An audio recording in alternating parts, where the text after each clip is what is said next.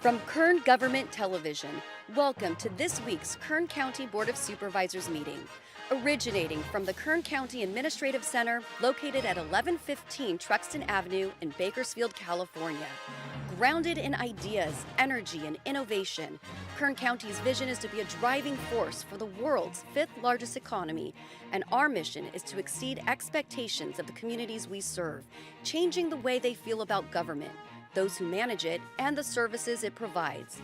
Today's Board of Supervisors meeting will convene momentarily.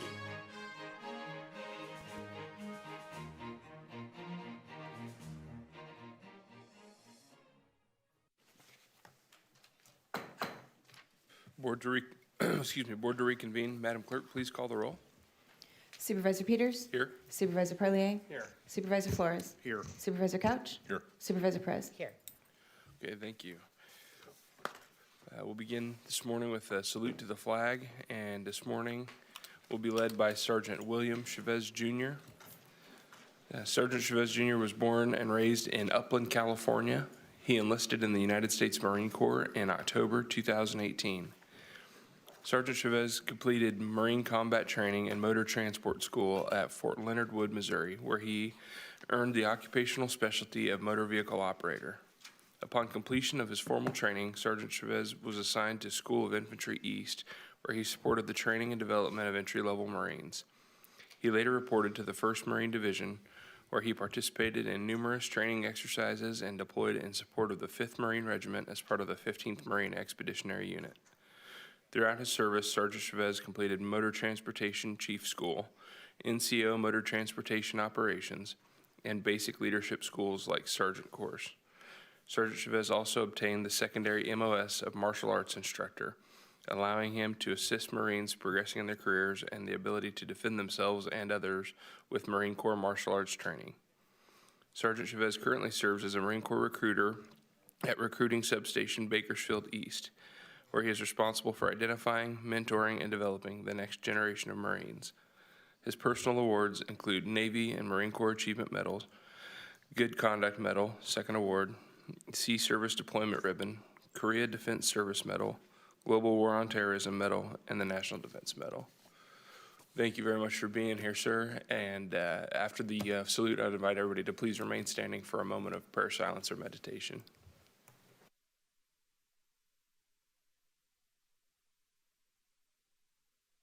Salute. Pledge. I pledge allegiance to the flag of the United States of America and to the republic for which it stands, one nation, under God, indivisible, with liberty and justice for all.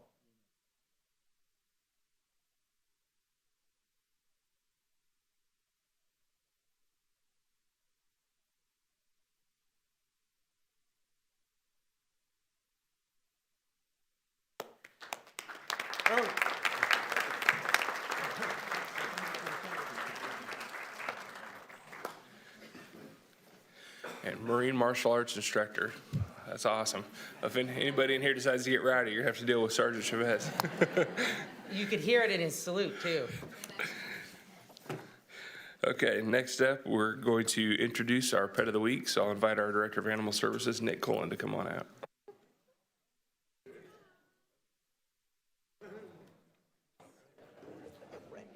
Good morning, Nick. Who do we got here?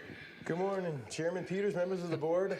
I have brought Muffin with me. Muffin, huh? Muffin is probably on the limits of a dog that I should be holding. But she is about a 6-month-old bully mix. She's available for adoption at the Kern County Animal Shelter right now. She can go home with you today. Awesome. She's a nice, calm looking pup. Looks like she got into some strings somewhere. She may have. Very sweet dog. I caught her in the middle of flossing. All right. Well, hey, thanks for coming down, Nick and Muffin. Good luck. Thank you.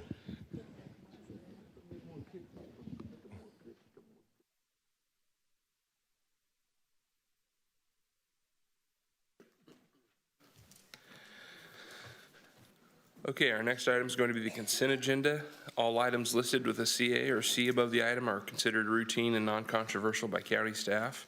The CA represents the consent agenda for the Board of Supervisors, while the C represents the consent agenda for the Kern Sanitation Authority, Ford City Taft Heights Sanitation District, and/or IHSS Public Authority. Consent items will be considered first and may be approved by one motion.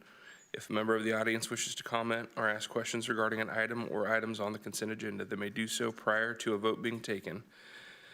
A member of the board may remove any item from the consent agenda, and it will be considered in listed sequence with an opportunity for any member of the public to address the board concerning the item before action is taken. Members of the public may also comment on any closed session items.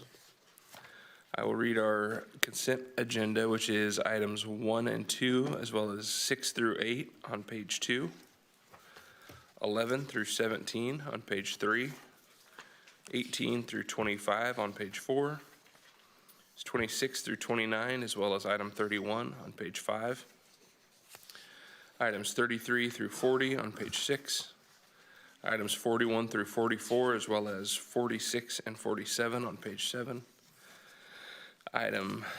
items 48 through 54 on page 8, 55 through 62 on page 9, and that's it for our consent agenda.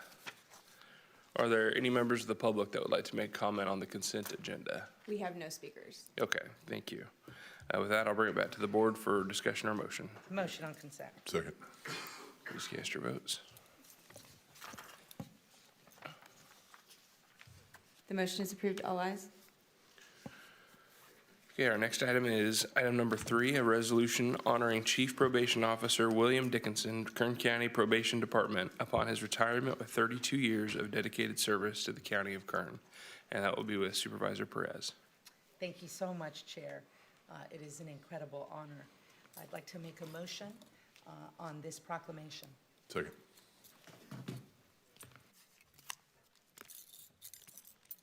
Okay, Chief, I'm still your boss. Would you come on down, please?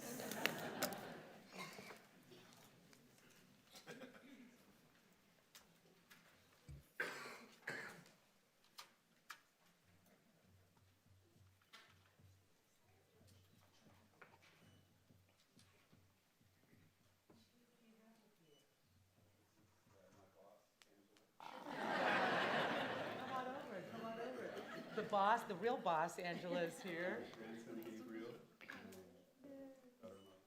Victoria, Sam, Sarah, Luke. We just may see my son-in-law. My goodness, you have a tribe. And clearly the boys get their hair after me. Oh, my goodness. You are blessed. Bill, come on over. If everybody could come over, please, and if you could fill this space in, that way folks could see you at home on the television. What a beautiful family. Bill, what a moment, huh? My goodness. Bill, I was thinking about you through the week. My staff and I met yesterday, and it wasn't too long before somebody in the group said, "Isn't he too young to retire?" And I said, I guess that's a personal choice, but maybe we have other positions that you would consider. Bill, given your youth energy and what you have and what you bring. This is certainly a bittersweet moment, Chair and members of the board.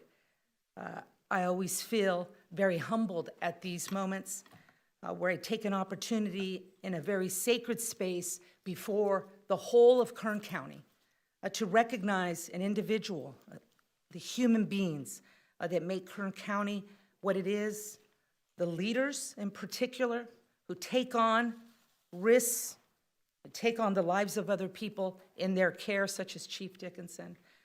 It is a humbling moment for me, I assure you, but it is a great honor, and I'm going to do you right, Chief. Honorable Chairman and colleagues, it is a profound honor to present a resolution today for the history and life of one of Kern County's greatest public servants, Mr. William Bill Dickinson. William Dickinson began his career with the Kern County Probation Department in 1994 when I was a junior in high school. Just bragging. As a group counselor in juvenile hall, he was later promoted to deputy probation officer, where he worked in a variety of assignments, including juvenile supervision, investigations, the early intervention program, and intake. And in 2004, he was promoted to probation supervisor, assigned to the juvenile division. Our youth, our future. In 2012, he was promoted to assistant division director of juvenile hall and subsequently promoted to division director. In this role, he was assigned to juvenile supervision and later juvenile hall. He was promoted to deputy chief probation officer in 2019 and assigned to the juvenile bureau. In August of 2023, he was appointed chief probation officer by the Kern County Superior Court, and also a couple supervisors, if you recall. Throughout his tenure, Chief Dickinson became an expert in juvenile law and worked closely with the Kern County Superior Court to address numerous legislative changes. Furthermore, he worked tirelessly to increase programming in youth facilities and create environments more conducive to rehabilitation. My entire team are witnesses to that profound grace, mercy, and love extended by Chief Dickinson in his leadership. Chief Dickinson led the department's response to litigation as well as changes to state regulations, playing an instrumental role in improving facility operations. Chief Dickinson wrote proposals, oversaw implementation, monitored compliance for millions of dollars in funding for the Juvenile Justice Crime Prevention Act, Youthful Offender Block Grant, and Edward Byrne Memorial Justice Assistance Grant. This finding enabled probation to increase public safety by holding offenders accountable and also providing them with a vital opportunity to turn their lives around and break the cycle of recidivism. Due to Chief Dickinson's outstanding leadership, he initiated the plans to construct a 15,000 square foot youth recreation center within the Youth Detention Center. And throughout his career, Chief Dickinson was described as someone with an incredible work ethic, as well as being cooperative, team-oriented, intelligent, and dependable. He consistently handled difficult tasks and assignments with diligence, flexibility, and a positive attitude. He was noted for having exceptional managerial leadership skills, in addition to being an innovative thinker with a solid moral foundation and the utmost integrity. Chief Probation Officer William Dickinson's dedication to public safety has earned him the respect and admiration of his colleagues, my colleagues, and this county. His contribution to the citizens of Kern County are deeply appreciated. He has wished the best in his future endeavors, especially since he's so young and still has so much energy. Chief Dickinson, you are a consummate gentleman. You are a consummate gentleman, and you are a consummate public servant, which is something that can be said truly in combination with few people. I feel like your heart has always been in the right place. You are so easy to work with. And if anybody dared ask any question of you on any minutia of probation, the law, the criminal code, doesn't matter, you name it, Bill, you knew the answer. And you gave an answer with such incredible brilliance as someone who has taken a lot of time to think about what is producing the answer that you provided. I saw that consistently at CCP. I saw that consistently from this podium. And in every meeting I had with you, and they were not always easy, you were calm, collected, and you know your stuff. And that is remarkable. That's a sign of somebody who is serious about their work, who has devoted their heart and life to becoming a subject matter expert. And you did that while gaining the trust to become a leader at the same time. Bill, it's rare. It's special, and that's why these moments here are so sacred, because they involve a small group of people who, by God's grace and, of course, a lot of hard work, managed to find themselves in a position where they could sincerely influence the lives of other people and the direction of Kern County. I have profound respect for you, Bill.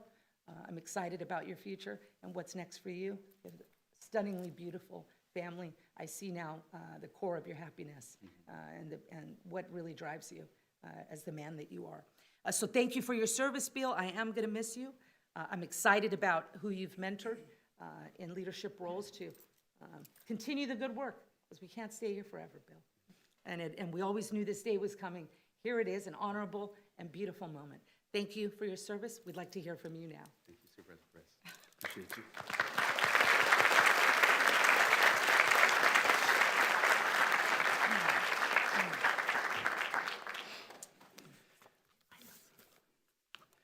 Mr. Chairman, members of the board. When I first came in for my first board meeting as chief, I was a little bit early. Our library director, Andy, was here. She was looking at her phone, work-related for sure. Always. And out of the corner of my eye, out of the corner of her eye, I walked by, and after I passed her, she's like, "Hey, Lito." And I was nervous and didn't even turn around. I thought Lito was maybe behind me, and then afterwards, she's like, "Oh gosh, you're not." And so I thought it was funny. When I told Lito, he was offended, and so then I got offended. So yeah, but yeah, thank you very much for this recognition. And as I've introduced, I'm very proud to be joined up here by my family. Now, while over 3 decades may seem like a long time to some, Sheriff Youngblood was always asking me why they give these things to rookies. So 2 weeks ago, I was up here talking about one of my favorite things during Probation Services Week, and that's my staff and the incredible work they do. And while this resolution is written about me, I can tell you without a doubt that there's a whole bunch of we's and us's involved in everything that was written here. And there's very little I've been able to do that didn't involve a great deal of teamwork. And I try to remind my staff that when we're working in public service, that they are in a way ambassadors. They represent me, they represent our department, they represent this county, not just themselves. And that said, it's been a great privilege to be an ambassador for my staff in this role, where I've tried to represent the good work they do in a way that is positive. And I'm very proud to have been associated with them, and I would like to thank my staff over here for everything they've done for me. And then I want to thank each one of you individually and collectively for this resolution and your support. It means the world to me that I've been able to have good conversations with each of you at any time and on any topic. I also want to thank Ms. Anderson and her staff as well. They've been a great team to work with. And Supervisor Couch, you, at the end of budget, you made it a point to thank the department heads for coming in on consent with their budgets. And I tell you, you know that that's due to a lot of hard work and a lot of leadership provided through Ms. Anderson's office and a lot of her hard work done by department staff as well. So thank you for your staff and your support. And Ms. Graham, of course, thank you and your staff for the support you provide to me and to the department. And lastly, thank you to all the other department heads that are here today and that are watching.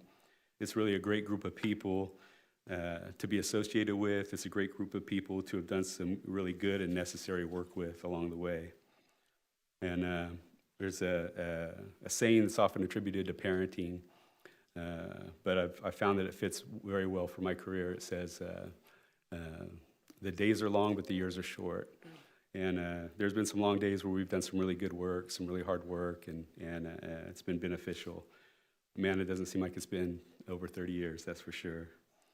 So now as I go, I'm going to leave each of you with a promise. 1 Timothy chapter 2 tells us to pray for our leaders and those in authority.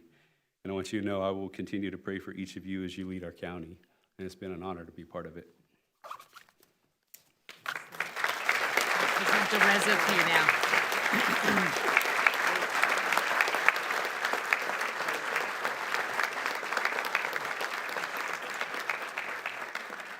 Now, therefore, be it resolved that the Board of Supervisors, County of Kern, State of California, does hereby honor and commend decent, kind, and moral Chief Probation Officer William Dickinson upon his retirement with 32 years of dedicated service to Kern County. Thank you, Chair. Thank you, colleagues. If you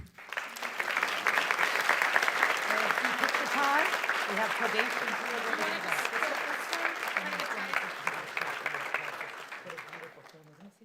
You guys can come this way. Austin, do you want to come?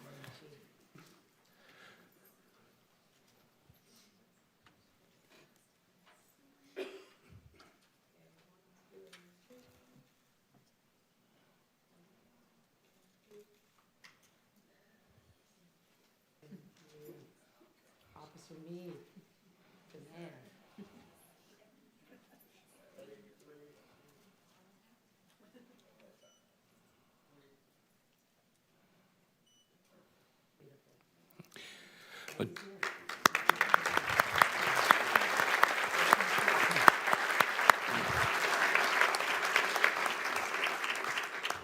Chief, I just wanted to say, and I won't keep talking too long, I'm sure that's the last thing your little sidekick over there wants, but you and your department have an incredibly difficult but incredibly important job, and you've done all of you have done a great job at it, but special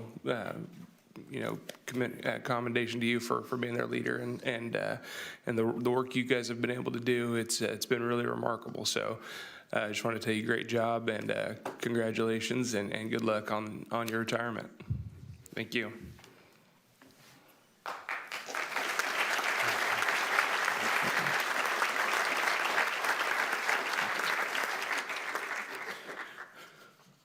Okay, our next item is going to be item number 4, and that's proclaiming August 2026 as Child Support Awareness Month in Kern County, and that'll be with Supervisor Flores. Second.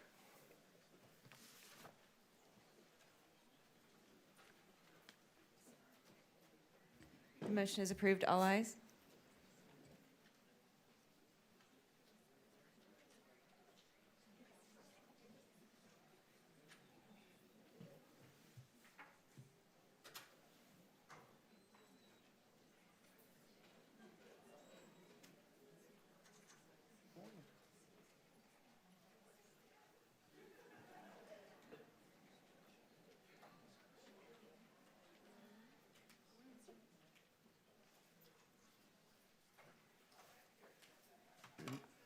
Good morning, members of the public and board. Today I'm joined by Ms. Toni Kendrick, our Director of Child Support Services, and her large and wonderful staff. This is an important proclamation. We're going to announce August 2026 as Child Support Awareness Month. And child support is a vital lifeline to our children, our Kern County families. It represents more than a financial debit and credit transaction. This is food security, this is housing, this is clothing, this is the well-being of our children, and it's sacred. And so, these families are already in a tough position with some fractured families. And so I want to thank our department on making families whole, making them prosperous, and giving them the tools to succeed now and moving forward. So this year's theme is child support, more than a payment. Very good theme. Highlights the truth reflected in communities across California that child support is strengthening families and supporting stability.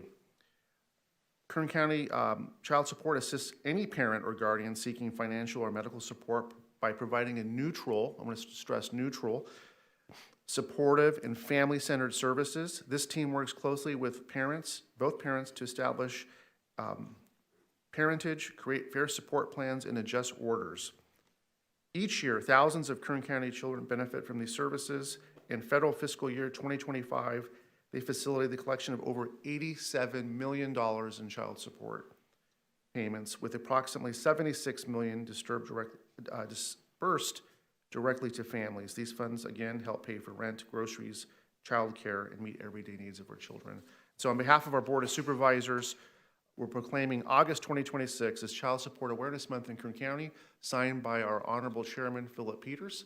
And congratulations, honored to present this to you. And if you'd like to say a few words, come on forward, Director. Thank you.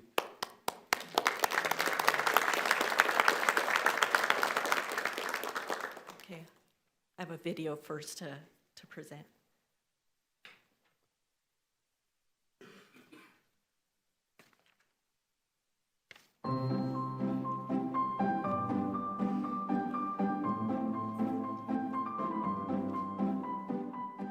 When people hear child support, many think about court orders and collections. But child support is really about children. It's about helping families provide food, housing, clothing, healthcare, childcare, and opportunities that help children thrive. Receiving child support is associated with increased household income for families, greater involvement in children's lives, and better child development outcomes. In a 2023 nationwide survey of over 5,400 parents, 65% said child support has a negative stigma. Yet most parents said they rely on it for everyday essentials like rent, groceries, healthcare, childcare, and school supplies, because informal agreements weren't always reliable. For many families, child support helps bridge the gap between struggling and stability. It helps both households meet their children's needs, especially during times of transition. At Kern County Child Support Services, we do much more than process payments. We help parents determine a child's legal parents, set up a plan for child support payments, adjust the plan when life changes, ensure payments are collected, tracked, and sent out. We also connect families to helpful services and resources. When parents come to us, we work hard to help them reach agreements early. It starts in our interview booths or through a phone call, where families connect with our staff one-on-one to talk through their situation. Whenever possible, we help parents create agreements without ever going to court. In our lobby, the family law facilitator helps parents with legal questions we cannot answer, such as those related to divorce, custody, or visitation, so they understand their options. We connect parents to job and training opportunities through our partnership with Employers Training Resource, helping them build stability that supports consistent child support. If a case does need to go to court, parents can meet us at room 300, located at the court building, to find solutions and possibly avoid a full hearing. At Lerdo, we provide informational sessions that help incarcerated parents stay involved and prepare for success once they return home. And with our mobile office, we bring these services directly into the community. Every year, thousands of Kern County children benefit from child support services. That's money helping families pay rent, buy groceries, keep the lights on, and support their children. Supporting children doesn't stop with the payment. Through staff-funded school supply drives, volunteer work, community partnerships, outreach events, and resource connections, we work alongside our community to help children succeed. Every child deserves the support of both parents. When children thrive, so does our community. At Kern County Child Support Services, we are committed to strengthening families because child support is more than a payment.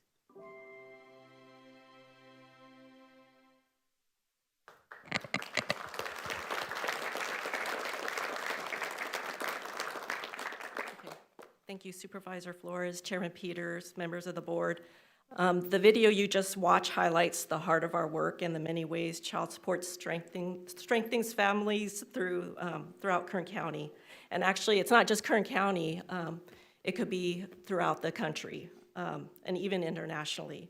I would like to build on that message by focusing on what it means for our community and how we're expanding access to these services. Child Support Awareness Month is not just about a recognition period. It is a reminder that families in Kern County have support available to them, often in ways where they don't realize. Many parents come to us during moments of major change, and our role is to guide them through these moments with compassion, clarity, and fairness. Whether a family is establishing parentage, seeking financial or medical support, or navigating changes to an existing order, our services are free or low cost and designed to meet parents where they are.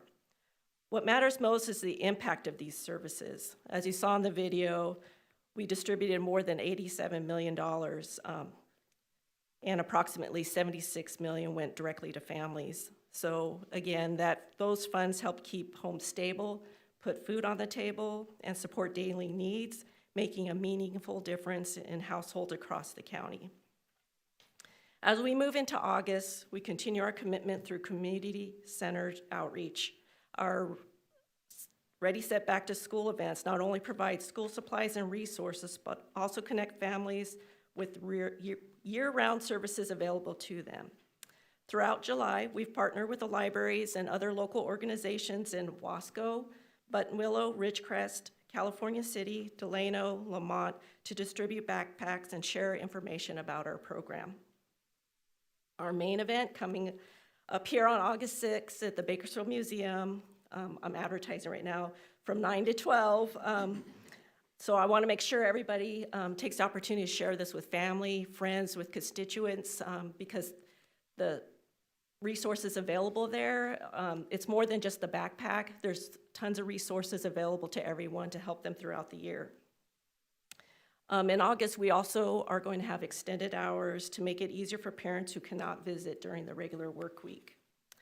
Child Support Awareness Month reminds us that our work touches thousands of children, and when those children have stability, the entire community actually benefits. I want to thank our staff who contribute to these efforts every day, whether through behind-the-scenes casework and customer service, community outreach, backpack drives that they actually fund themselves. I just want to reiterate that all the backpacks that we purchase are purchased by the staff at Child Support. Their dedication is reflected in the outcomes we see for our families. Behind me, I have a number of those individuals standing here today with me. So that's why I brought a large group, because it does take a village. You always talk about it takes a village to really make a community successful, and we're just a little village, but it's really all of us that, promote these type of resources to everyone in the community that makes us a much better community. So thank you for your continued support and for proclaiming August as Child Support Awareness Month in Kern County. We look forward to continuing the work of strengthening families and helping children thrive. Thank you.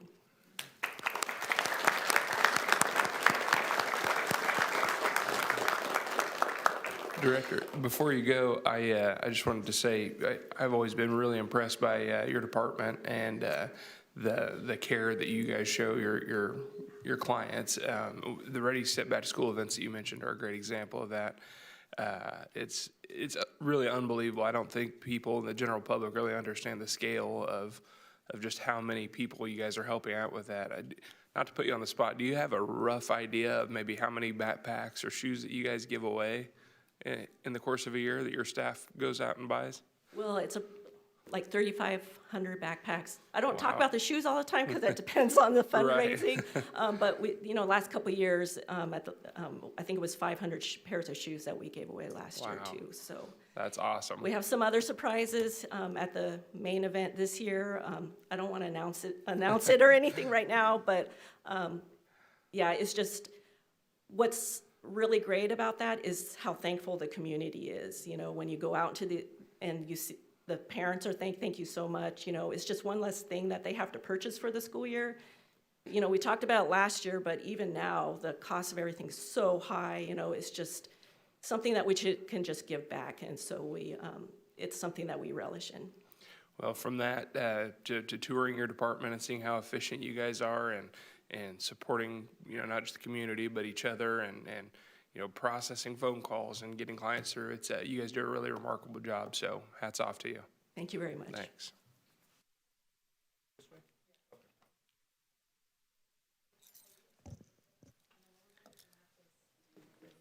they say the date when that event is at the Kern County Museum? Did they say the date when the Kern County? Is August 6th the date for the event? August 6th, thank you.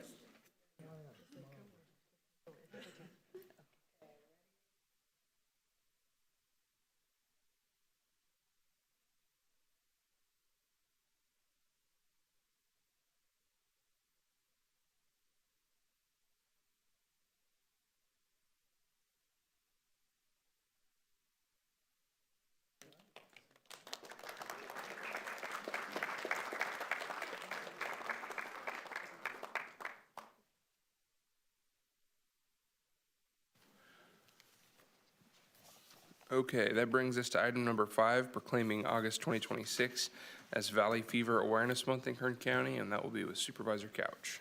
Motion on the proclamation. Second. The motion is approved. All ayes.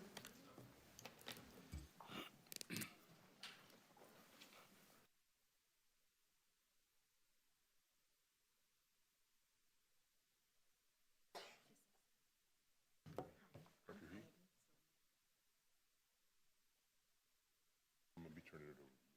Say a couple of names. There's a strange man behind.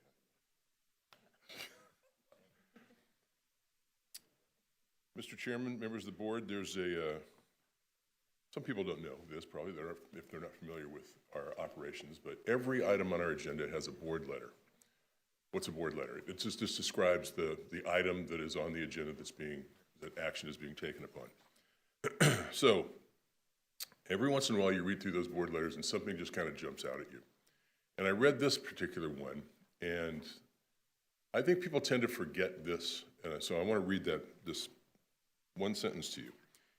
It's regarding Valley Fever Awareness Month. It says, each year, thousands of Kern County residents are diagnosed with this disease. Thousands. I know it gets reported in the news, and I hear that report from time to time, but I don't think I ever actually equated it with thousands of people. And the outcomes from being diagnosed with that are all the way from my father, who was told after the fact that he probably had it and didn't even know it. And in some cases, it can be fatal. So that's what makes it that's what scares people about valley fever. You just don't know what kind of a case you're going to get. So it's for that reason that we want to bring awareness to that and raise that awareness to our residents, to our employers, to healthcare providers, and to visitors. So that's what this is all about. I'll read the proclamation. I'm going to turn it over to Dr. Heidi He. She is with Valley Fever America, correct? Okay. There's other entities represented here, the Valley Fever Institute at Kern Medical, and of course Kern County Public Health. But I'm going to let Dr. He introduce everyone.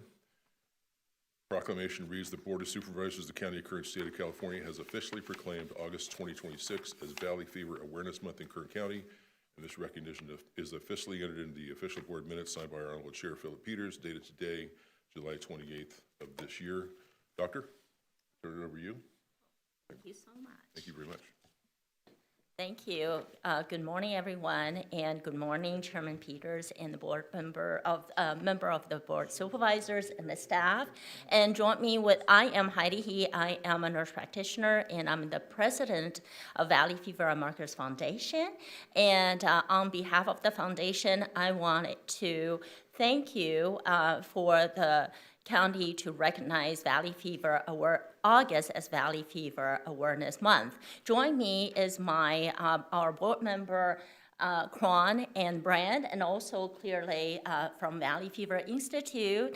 And maybe I need to hand over to for them to introduce themselves from Valley Fever Institute in a minute. So as you may recall, I was here in May and share my experience as a nurse practitioner, seeing firsthand how delayed diagnosis and recognition of valley fever impact our patients, their lives, and their family and our community. And I also shared our Valley Fever America's Foundation's vision and the plan in expanding valley fever education and awareness in the county. So I want to thank Supervisor Parlier asked questions during the meeting, and his staff, Paul, had reached out afterwards. I know, and also afterwards, many of the supervisors had reached out to our foundation board member, specifically Quan and Bran, and expressed interest in supporting our work. So we feel encouraged, we're energized, we're looking forward to work with the supervisors and the county to increase, then clearly Valley Fever Institute to increase and expand the valley fever awareness in the county. I want to again thank you for your continued support and your commitment and your partnership in to protect our health of the community. Thank you. I'm going to hand it over to Bran.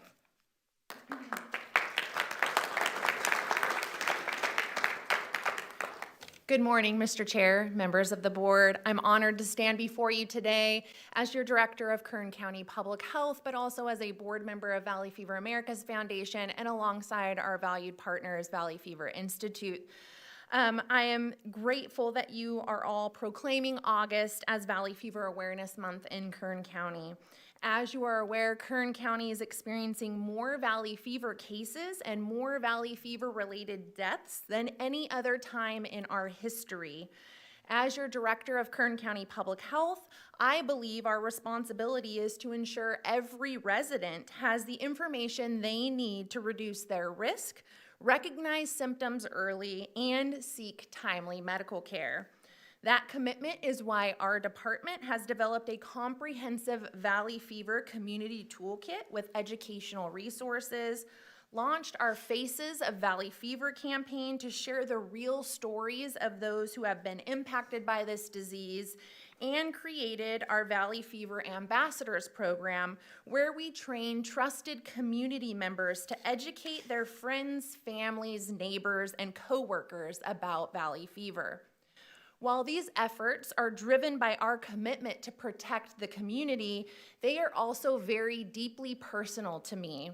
Many of you know that 2 years ago, I was diagnosed with a rare and severe form of valley fever called cocci-meningitis. What I haven't shared openly is what it's like to live with this disease every day. Cocci-meningitis is a permanent valley fever infection of the brain. There is no cure, only lifelong treatment. Every morning, an alarm reminds me to take my medication that I will rely on for the rest of my life. A treatment that has not been without significant challenges. Antifungal medications have significant side effects that make taking them a daily struggle, and sometimes they don't work. About 6 months after my diagnosis, the medication I was initially prescribed failed, and my meningitis symptoms returned. I spent a week in the hospital while my doctor switched me to another treatment that would hopefully control my infection. Fortunately, my new medication worked. Not only did it effectively keep my disease at bay, but it also relieved many of the difficult side effects that I had been experiencing. Then, just a few months later, my health insurance denied coverage for my medication and would only approve the medication that had already failed. When I looked into paying out of pocket, I quickly learned why it was denied, because my new miracle medication cost nearly $8,000 every month, which simply wasn't an out-of-pocket option for me. Living with this disease has also changed how I experience healthcare. Because brain infections are rare and serious, nearly every medical decision, even routine ones, require consultation with my infectious disease doctor. Thankfully, I have an outstanding physician who is incredibly responsive and has guided me through every step of this disease. Lumbar punctures or spinal taps are now a new normal for me, as evaluating my spinal fluid is the only reliable way to determine how my infection is responding to treatment. In the 2 years since my diagnosis, I've undergone 4 lumbar punctures, and my 5th one is scheduled. And that's only the physical side of this disease. It doesn't capture the emotional weight of living with a lifelong infection, the uncertainty that comes with every new symptom, or the reality that valley fever is something that I think about every single day. Valley fever hasn't just changed my life, but it has changed my family's life too. Even when I'm doing well, the fear instilled by this disease never leaves the people who love me. My now 19-year-old son had planned to become a nurse. Watching me live with this disease has changed his path. Today, he hopes to become a pharmacist and contribute to the research that one day leads to a cure for valley fever. I share this not because I'm looking for sympathy. I share it because behind every case of valley fever is a person, a family, and a story. Mine just happens to be one of them. If I could go back, knowing what I know today, I would do everything possible to reduce my risk of exposure to valley fever. I can't change what happened to me, but together we can change what happens to others. Thank you for this proclamation and for helping us shine a light on this disease that has affected far too many families in Kern County. As your Director of Kern County Public Health and a Valley Fever Americas Foundation board member, you have my commitment to continue doing everything we can to educate our community, expand awareness, strengthen our collaboration with valued partners like Valley Fever Institute, and advocate for those whose lives have been forever changed by this disease. Thank you.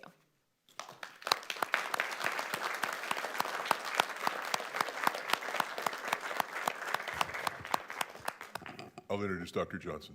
He's too shy to come up here all by himself. Supervisor Couch, Mr. Chairman of the board, and members of the board, members of the audience, thank you. I can't top Bryn's discussion, I'm afraid.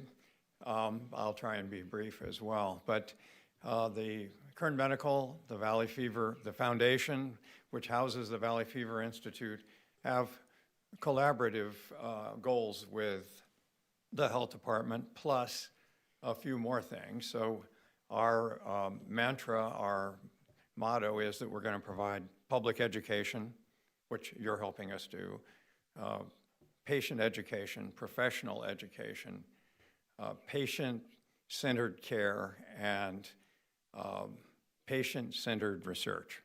And we endeavor to do all 5 of those things simultaneously, and we do that on the basis of grants mostly. As you can tell, this is a serious disease problem that I've been working on basically ever since I arrived under the tutelage of the original god of coccidioidomycosis, Hans Einstein. And we continue to work on a daily basis on this disease. And it's my cell phone. My apology. We're very pleased that you are again recognizing this as Valley Fever Awareness Month, and we have things that we're going to be doing during this month, which I won't go into. And I want to thank all of my partners at Kern Medical, the Valley Fever Institute, and the foundation that are here. I'd be happy to answer any questions any of you might have. I'm not sure who the best person to address this one to, but just in the name of educating the public, if somebody wants to learn more about what the risks are for valley fever, how to mitigate that, or something along those lines, what would be the best resource to point them to? Yeah, we do accept calls to the Valley Fever for the Valley Fever Institute, and we also put on programs for people that have the disease, such that they can learn more about their disease. And of course, we have a large clinic. In fact, we have, I think, the only dedicated Valley Fever clinic in the world. Oh, my goodness. Perfect, thank you. Supervisor Perez? Thank you. Are there realistic steps, Doctor, that can be taken to prevent the acquisition of this virus? Yeah, I noticed when Bryn said that, but the actual only way you can actually prevent getting valley fever is stop breathing. Oh. And that's difficult to do. That's what I figured. So, thank you, Doctor. Because the spores, which mostly come from undisturbed soil, can fly 75 miles. And sea otters, by the way, catch cocci, and I don't think they drove through Bakersfield. Any others? Thank you very much. Yeah. Actually, Supervisor Perez? One more question, Supervisor Couch. I'm sorry. I know that there was a talk about an easy tool to diagnose, one from the skin. I know we've been kind of fantasizing about it forever. Have we made any progress there? Well, I worked 10 years getting the skin test back on the market, but it's rather expensive, and it's actually being, probably we won't, most people, it won't, the skin test costs enough that the reimbursement doesn't pay for it. 2, it takes 2 visits. So the research in terms of that test, which tells you you had it, not that you have it necessarily, is headed towards a blood test, much like we went from a skin test to a blood test for TB.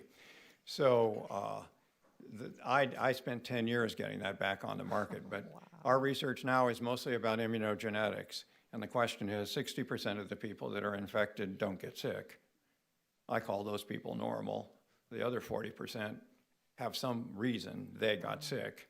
And immunogenetics is the secret to that. And that's where most of our research is headed. My goodness. Doctor, thank you so much for what you do for humanity, for Kern County. There are moments in which I realize I am very, very small in the world. And this is one of those moments. Thank you for what you do. We are so grateful. I mean, Well, thank you very much. And thank you to all of you for your support. Thank you. Thank you, Supervisor Perez. Supervisor Flores, did you have a question as well?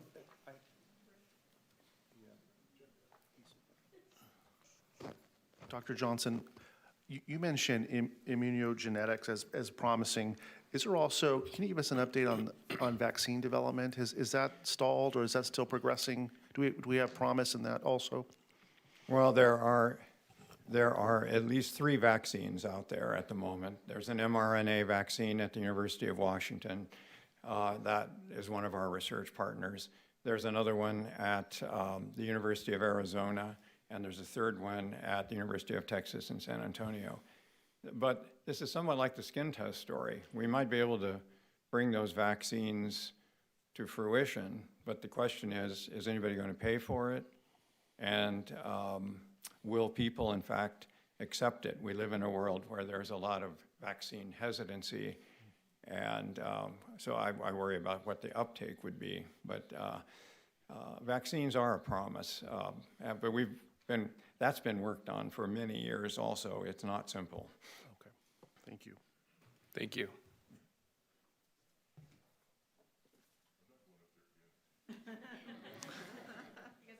No more. Dr. Johnson, we need you back every board session. It's obvious. If you could pencil us in. You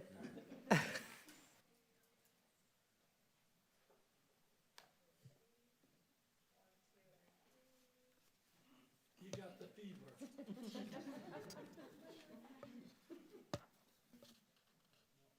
By the way, this is Valley Fever Awareness.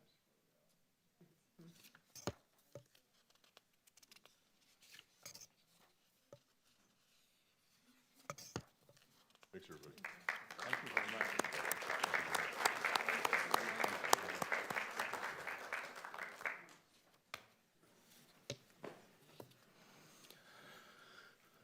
Okay, our next item is going to be public presentations. This portion of the meeting is reserved for persons to address the board on any matter that is not on this agenda but under the jurisdiction of the board. Board members may respond briefly to statements made or questions posed. They may ask questions for clarification or make referral to staff for factual information.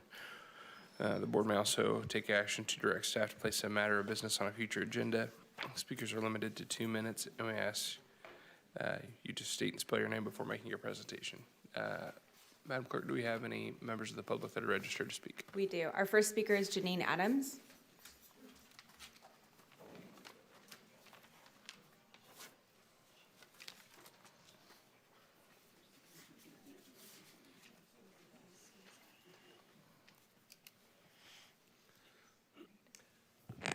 Thank you so much. Janine, Jeanine, last name Adams, Adams. I live in Tehachapi. I'm also a member of the California Alliance for Retired Americans, and retired Americans have a little more time to come see you here. Thank you for putting the new format and working to provide a venue where the public can speak to you, because each one of you is very busy. But we, the taxpayers, are the one that pay for your office and your staff and your salary. So we have a right to be heard, and usually this has been the forum where not only do all of you get to hear from us, but also the public in general gets to hear from us, including the news. I know it's rough making change. But 10 people, really? What if there's half of the time is taken up on one issue? That's not appropriate. What about the other side of that issue? What about other issues that the community has and wants to talk to you about?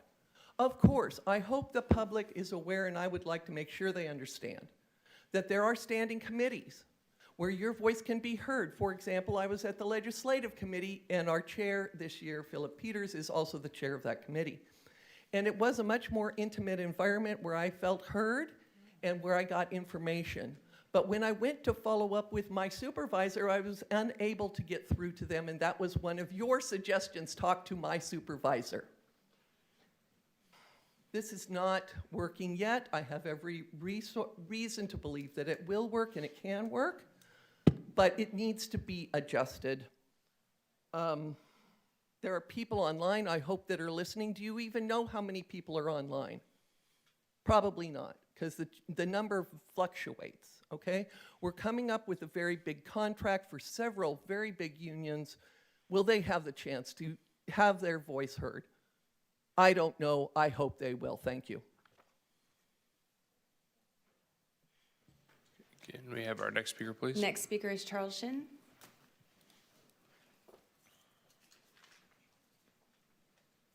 Good morning, Mr. Chairman. Good morning to the board members. God bless America. Charles Shin. Emergency temporary restraining order has been filed in the U.S. District Court for the Central District of California in L.A., dated 22 July 2026, citing a 441 civil rights violation on voting. The case name is Raji Robb, who is a Democrat gubernatorial candidate, versus Secretary of State Shirley Weber. Manual recount demand. The core goal of this TRO is to block the final certification until a complete manual recount of ballots can be conducted. This complaint raises constitutional challenges against California's computer-based, closed-source vote counting system, alleging vulnerabilities in the software and hardware used to record votes. Prior precedent. This filing follows years of persistent legal challenges of Raji Robb concerning California election law. Shasta County, Clint Curtis has responded to Raj's complaints via email in part. Quote, in Shasta County, we seem to have a lot of ballots that did not feel or look right. It would do you no good to pay for a full recount if the ballots that are being recounted are suspect. You might want to ask for an extension, which this TRO is, recount to get permission to test ballots in Shasta to make sure that no suspect ballots are being tabulated. Once the ballots have been confirmed as authentic, then a recount would make more sense. The information on suspect ballots has already been submitted to federal agencies, but no testing has been done to date, unquote. And I hope that we can clear up our election systems and we join hands with Raji Robb recount. Thank you. Next speaker is Bill Fallgatter.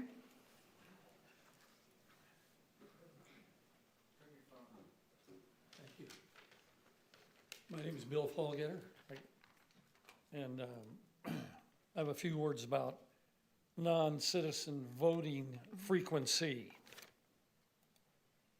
In 2002, the U.S. Government Accountability Office published an investigation of identity fraud by immigrants, which found that the use of fraudulent documents by aliens is extensive. Significant numbers of aliens unauthorized to work in the United States have used fraudulent documents to circumvent the employment verification process designed to prevent employers from hiring them. And immigration officials in Los Angeles once seized nearly 2 million counterfeit documents like permanent resident cards, Social Security cards, which were headed for distribution around the country. Reuters, the news agency, analysis of illegal voting by non-citizen only examines convictions for this crime, thereby ignoring all votes cast by illegal immigrants with fraudulent identities that have enabled millions of them to live and work in the United States. Such people are invisible to typical voter fraud cross-check because the fraud occurred upstream from the checkpoint. And there's nothing in the voter registration system that identifies them as a non-citizen. In contrast to studies based on narrow measures like convictions, 3 comprehensive scientific surveys of non-citizens combined with voter registration records show that roughly 10 to 27% of them are illegally registered to vote, and about half of this subset turns out to vote, amounting to 1 million to 2.7 million illegal votes cast in 2024. Thank you. Thank you. Next speaker, please. Next speaker is Jess Sanders. Good morning, Board. Jess Sanders. Just to what he said, some years ago, I had to file an IRS claim because somebody used my Social Security number illegally. But I'm here to address this morning and encourage the members of this board, each one of you, to make a stand against the City Council consideration of sanctuary city. It's important that we support our law and maintain a law and orders county, city, to protect our citizens. And it's wrong for the city or county to undermine the national and local safety by harboring foreign nationals. The ICE facilities here that everybody wants to make a big stink about are controlled by private contractors and federally managed. Interfering with them is on the interest of a single minority interest is wrong. Selective enforcement of and ignoring our laws to protect a foreign interest is defined as a public is a defiance of your public oath to protect the citizens of America. To take a sanctuary city status would invite lawlessness and endanger our local and federal law enforcement. Please let the city know that it's not a common sense approach to protect foreign nationals while endangering our citizenship. It just emboldens those to react poorly to our law enforcement, and it will bring in more lawlessness as it's not being addressed properly. Thank you. Thank you. Next speaker, please. Next speaker, Don Miller.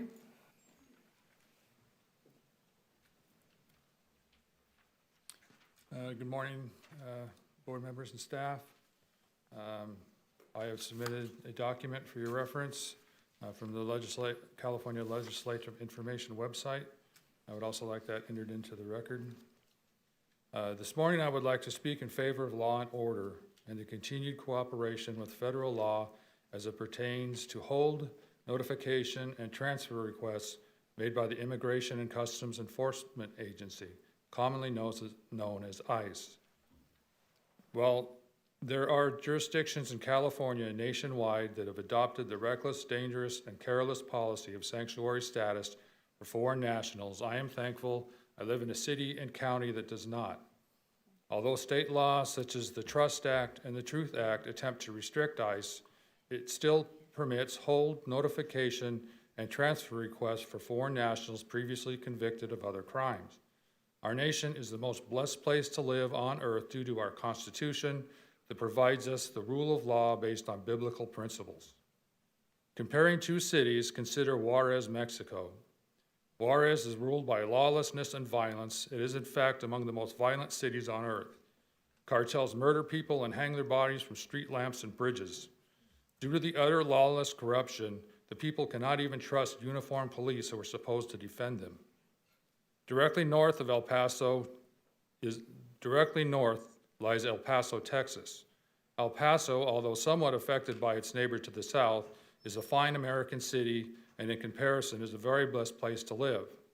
But not because El Paso was built on magic dirt. The line that separates them is not a mystical barrier. It is the U.S. border. The United States was not built on magic dirt either. That is not what makes it blessed. It was built on biblical principles and rule of law, and that is what makes these two cities different. If we ignore our laws and we are choosing lawlessness, if we ignore our laws, we are choosing lawlessness. Thank you for supporting our law, our sheriff, and our Constitution. God bless you all, and God bless the United States of America. Amen. Thank you. Next speaker, please. Next speaker, Lisa Smith.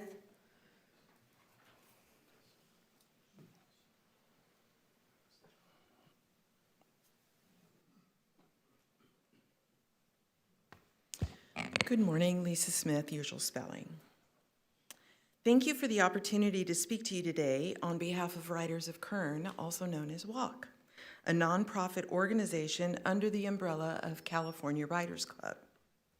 25 years ago, as a 40-year-old mother and college reentry student, I moved into the dorms at UC Santa Barbara, over an hour from my home. The move was necessary due to the distance to my program, but was only possible because of scholarships. I've never forgotten the impact of those gifts. WALK, too, recognizes the importance of a writing education.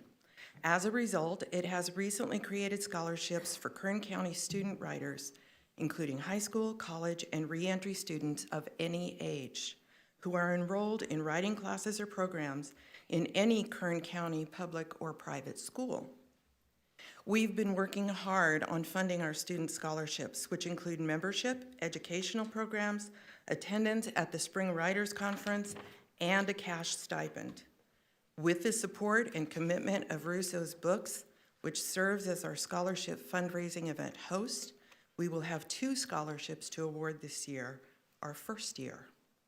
Our goals through the scholarship awards are to ensure that financial circumstances never stand in the way of a talented student writer's educational opportunities, and to place scholarships directly into the hands of deserving Kern County students who have earned them by demonstrating hard work, dedication, and exceptional ability. I respectfully ask the board to also join us as partners in this mission. Your contributions to the WALK Student Scholarship Fund will help to create Kern County's teachers, journalists, public servants, and community leaders. They will foster successes that, as my story attests, will last a lifetime. I would like to contact your offices with further information. I do have a flyer about the scholarship for you today. And until I speak with you again or your office again, thank you so much for your time, your consideration, and your continued service to the people of Kern County. Can I offer these to the supervisors? Thank you. Thank you. Supervisor Parlier? Thank you so much for the information. The young gentleman over there is Paul. He's on my staff. If you could give that to him directly so we can reach out. Oh, we just went that way, but I'll get more stuff to him. Sounds great. Thank you. Or your contact information. Thank you. Thank you. Next speaker, please. Next speaker is Nadine Escalante.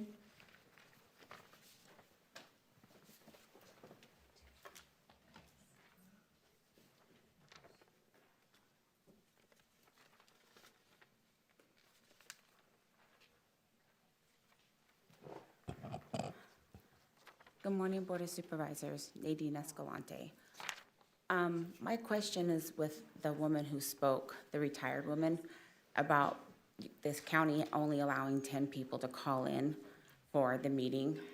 Kern County has over 600,000 people here. 10 people, that's not even a percentage. And then what we see, what I've seen, I've been coming to these board meetings since 2016. We have a group of individuals sitting behind me who monopolize the time every month. They're not talking about local issues. They're talking about things that they read on the news that we all could just find. It would be nice if the board could actually start making sure that the conversations here, I know it's public conversations, but they're related to home. Some of the stuff that they talk about is just racist, disrespectful to all of us who were me, Native, my children are Hispanic, my parents are white. I'm sick and tired of hearing the racism. A lot of people are. And then what I've noticed, Philip Peters, is whenever these individuals are going over their limit, you allow that to go over at least 10 seconds, and one of them went over 18 seconds. But God forbid I go over my limit, you shut me up real fast. So I just want people to start taking notice. When it comes to the Truth Forum, that's required by the state of California. Have a good day.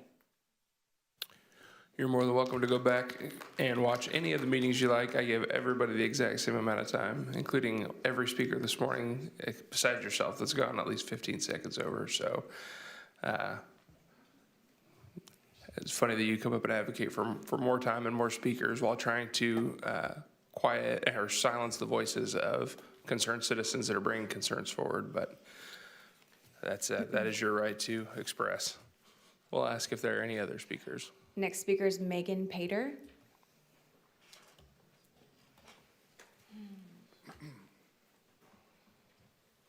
Good morning. Megan Pater. First, I want to thank Supervisor Peters for casting that sole no vote on the Discovery Solar Project and for recognizing the burden large-scale industrial development can place on rural developments and communities. This morning, East Kern County Community Foundation issued a press release detailing boron's broader concerns. I respectfully request that it be entered into the public record. For months, boron residents have been observing and documenting substantial dust plumes generated by the grading and construction at Aratina Solar Project. When Aratina was approved, mitigation measures were required to address this foreseeable public health impact, including a 6-foot fence barrier, water trucks, ground dampening, and soil stabilizer. And they've since added the gorilla snot. That is. Despite those measures, residents continue to observe substantial dust leaving the project area, and EKCCF has repeatedly requested the current mitigation monitoring and watering records. The county provided 4 totes of documents, yet none contained the 2026 records needed to determine whether the required dust controls are being implemented or even effective for this year. We therefore are formally requesting that the county immediately produce the complete 2026 watering logs, dust monitoring records, and inspection reports, mitigation compliance documentation, and corrective actions if there were any records. If those records show that the required controls have not been consistently implemented, the county must enforce compliance. If they show that the watering and the controls have been regularly implemented, yet substantial dust continues to leave the site, then the existing mitigation has proven inadequate, and the county must require additional and alternative measures. The continuing offsite dust may constitute a public nuisance and presents a serious concern for health and welfare for the boron residents. We urge the county to produce the records and take immediate corrective action. Thank you. Thank you. Supervisor Parlier? Thank you for your comments, Megan. When you were here last time, there was a seasonal but was stated unusual dust event that occurred. Let me turn my mic on, it sounds better.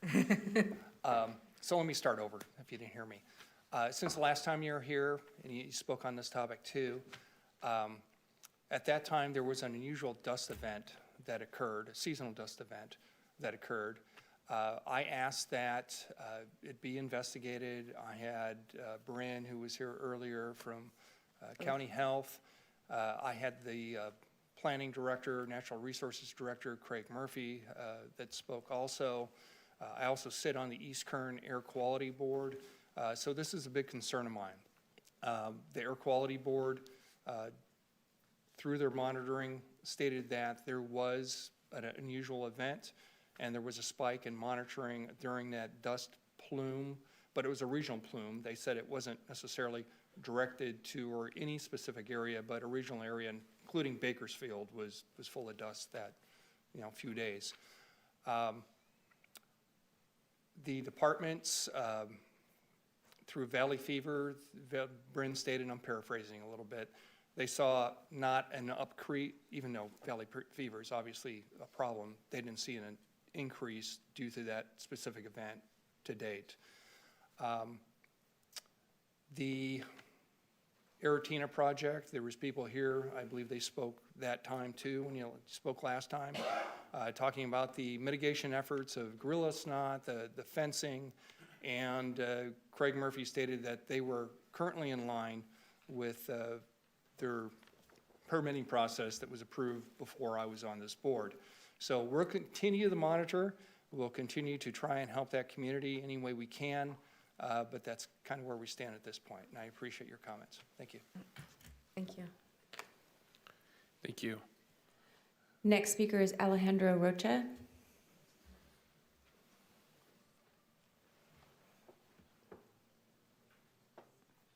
Good morning. Thank you for your time.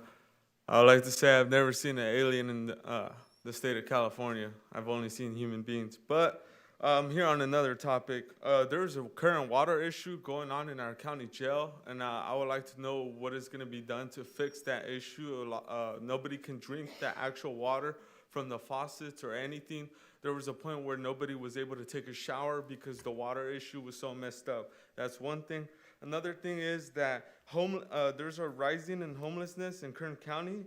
In 2022, it was 1,603, and then it rose to 2,690 to today present time. People like different residents, service providers, law enforcement, and other people have reported seeing people coming off the buses that are coming from Los Angeles and being unhoused. So I don't know. I don't want to make any little theory there, but you could put two and two together.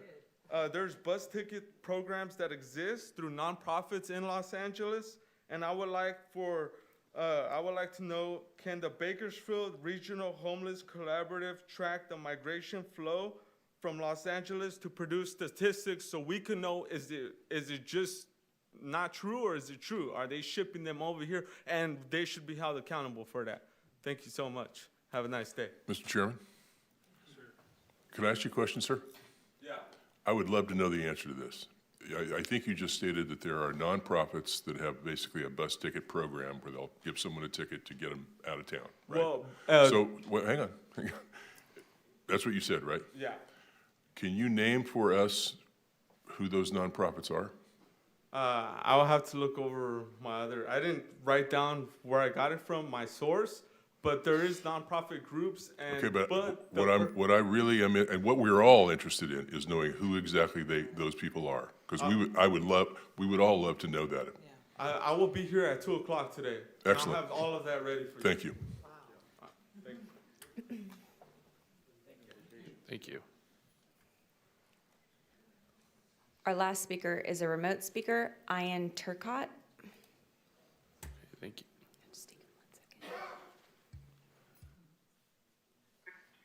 Hi, good morning. My name is Ian Turcott. I'm recently moved to Bakersfield, and I think I'm aware that there's talks of proposed data centers, and so I just want to voice my concern as a citizen because there's nothing stopping residents from losing power or the possible blackouts due to the power required from the grid.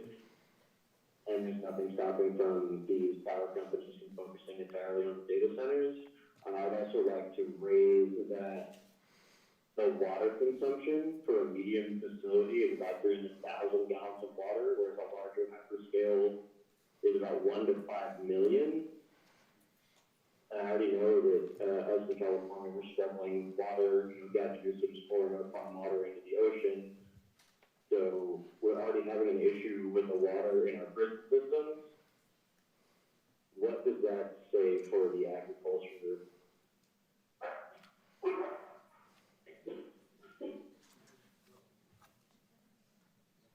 So I just wanted to raise my concern as a citizen and ask the board to consider not building data centers in Kern County. Okay, thank you, sir. Thank you. Okay, thank you. Okay, that brings us to the end of public presentations, and we'll move now to item number 10, which is board member announcements or reports. Any comment from the board? Okay, seeing none, we will now go to item 30 under County Administrative Office, and that is a presentation of contribution in the amount of $7,000 to Community Action Partnership of Kern to support the Good Neighbor Crew.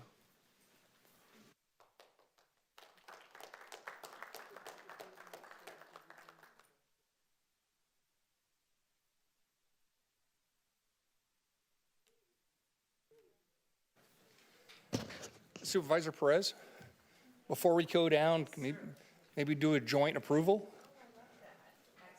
Excellent idea, although the idea was yours, so if you want to propose and I can second, whatever you think appropriate. Well, I'll introduce it. I'd love to make a motion to accept this, and thank you again for your partnership. Oh, thank you. Thank you for the idea and for putting me on the spot in public. It worked. So I hear a motion, I make a second.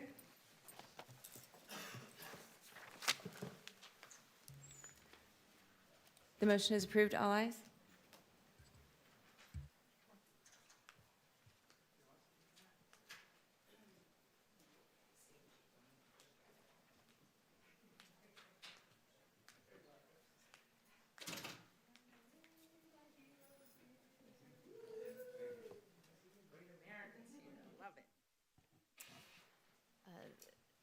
Chairman Peters, Supervisors, thank you for this presentation today. On May 19th, during public comment, the CAP-K Good Neighbor crew came up and gave a very inspiring presentation about the program that got started through M Street Safe Camping and M Street Navigation Center. So generously, District 2 and District 5 both agreed to contribute $3,500 toward the Good Neighbor crew so they could continue on their workforce development efforts that organically started within those two programs. Here today is Rebecca Moreno, the Director of Homelessness and Housing, and Albert Garza to tell you more about all of these incredible people behind me. We have a short video to show you first, and then I'll invite Rebecca up to speak.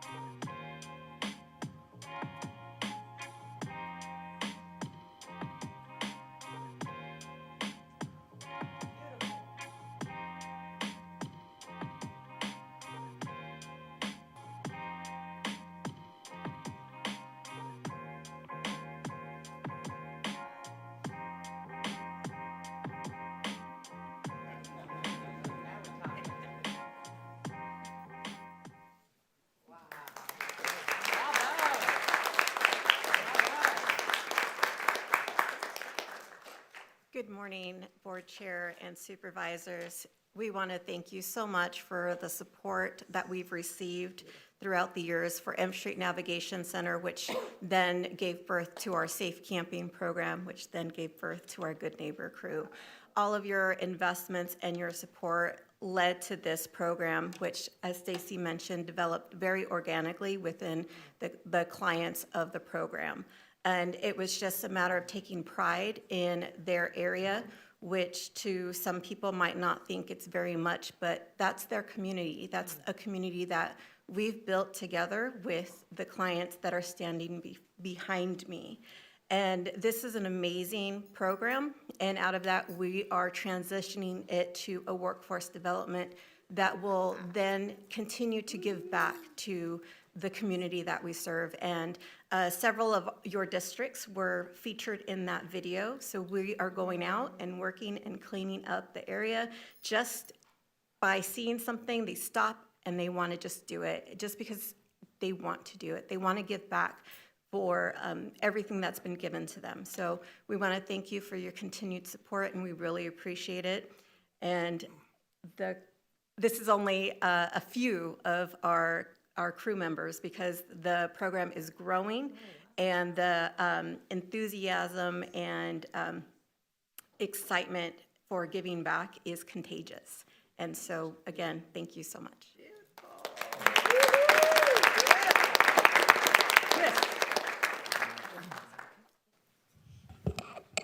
Well, it's such an honor to have you here today. I also serve on the CAP-K board, and you gave a presentation there too.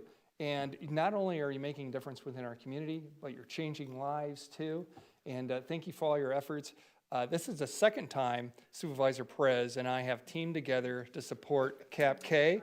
The first one is my idea. This one is your idea. Yeah. So it's my pleasure to, again, team with my friend and colleague, Letitia Perez, and to help such a wonderful program. Please, Letitia. Thank you. Well, it really started with Supervisor Parlier putting me on the spot during a time in which we were working really hard to feed our neighbors and feel like neighbors and feel like a community. So really give big hats off to my colleague who in public in front of the press put me on the spot. I had no choice, although I wanted to do it, but you know, that's how it rolled out. And then of course that gave way to this moment, because when we saw you here, I saw something that I have not seen before. I have to be honest. I felt like a military level sense of camaraderie. The way you kind of see with our veterans, there's a brotherhood and a sisterhood there. I felt that level of same kind of connectivity here. I'm serious. I felt duty and responsibility. And my God, look at this is an actually truly diverse group of people who presumably come from different corners of the county, of the world of life. Right, each one with their own unique stories of trauma and drama, but triumph too, right? I mean, this is a moment of triumph, and it is just remarkable. I am just so moved by what you're doing. I want to continue to help in any way I can. Thank you, Chris, for the beautiful partnership, and to my hero in the back there, who it seems there is always a wellspring of goodness from you, Jeremy, because of your heart and your productivity, your professionalism. But I want to say to you guys are exciting. You're so exciting. I'm so honored and thrilled to see what you have done in your own humanity, in your own capacity, right? Whatever the past is, whatever's behind you. I'm so moved by a passage in my faith tradition from Paul in the New Testament. He says, one thing I do is forgetting everything behind me and pressing forward to the mark. And I feel like that's what I see here. I feel like people who have really had a lot of life, right? A lot of color. And that's beautiful, because it's molded you into be people who really care about others and who can communicate with your peers in a way that other people cannot.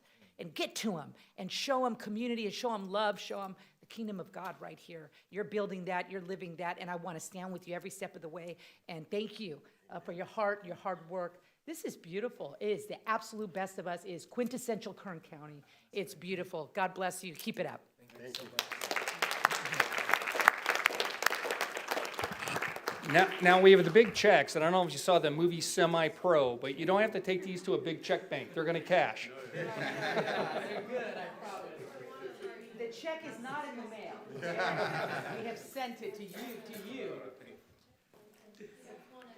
Yeah, maybe we'll step up and here. Well, you guys are getting sorted. I just wanted to tell you all that your guys' commitment, your enthusiasm, your leadership is really inspiring. You guys are doing a fantastic thing.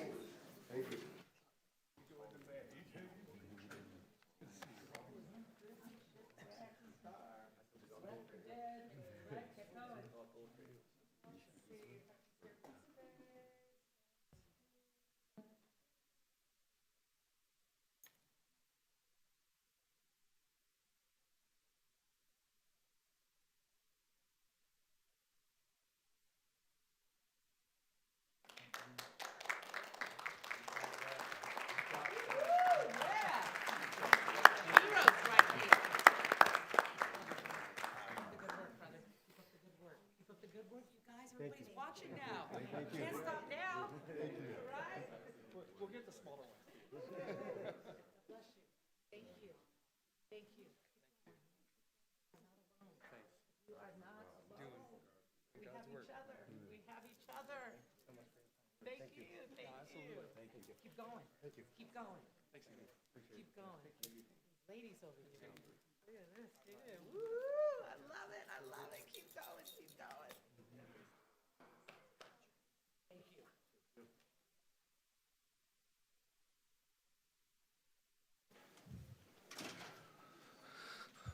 All right, that's going to bring us to our next item, and that is item number 32, a proposed ordinance adding chapter 5.31 to Title 5 of the Kern County Ordinance Code relating to sidewalk vendors. And I believe our county council is going to start that presentation off. Good morning, Chairman, members of the board. I'm going to turn this matter over to Assistant County Counsel Katie Rivera to present the item. Good morning, Chairman Peters, members of the board. County Counsel's Office requests that your board approve the proposed ordinance adding Chapter 5.31 and amending Chapter 5.04 and Section 19.08.450 of the Kern County Ordinance Code relating to sidewalk vendors. The reason for this request is that the county's existing ordinance regarding street vendors is not current with changes that the California legislature made regarding sidewalk vendors in 2018, as outlined in Senate Bill 946, what's known as the Safe Sidewalk Vending Act. This Senate bill was codified in Government Code sections 51036 through 51039. Further, the county's ordinance, as it exists now, is not consistent with the City of Bakersfield's municipal codes regarding sidewalk vendors, as the city updated their codes in 2018 to align with the changes that the state made in 2018. The proposed ordinance and the amendments that we're suggesting include the following. They define sidewalk vendors and makes clear that this includes roaming sidewalk vendors as well as stationary sidewalk vendors, and it defines these terms. Further, it allows a sidewalk vendor license to be issued with conditions to ensure the sidewalk vendor operates in a safe and legal manner, will not disturb the peace and quiet of a neighborhood, and will not constitute an undue burden on county resources.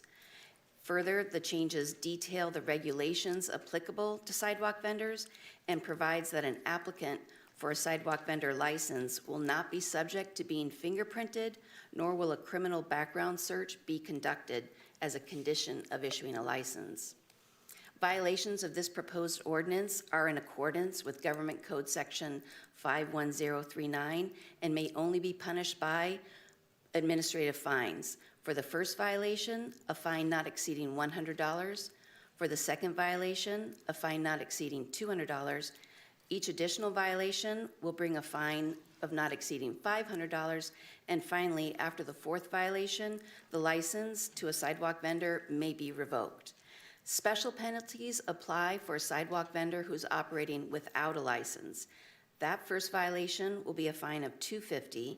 Second violations will be a fine of not exceeding $500, and for each additional violation, the fine will be not exceeding $1,000. This ordinance will help sidewalk vendors by clarifying the requirements necessary to obtain a sidewalk vendor permit and the regulations regarding this enterprise.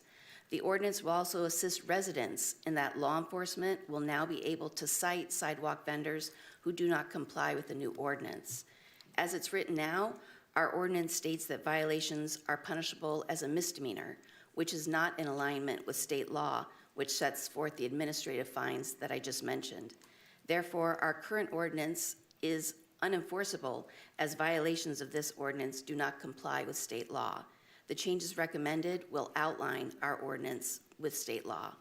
And with that, I'm happy to take any questions. Okay, thank you. Supervisor Flores? Thank you. So appreciate that overview. I did have quick two questions.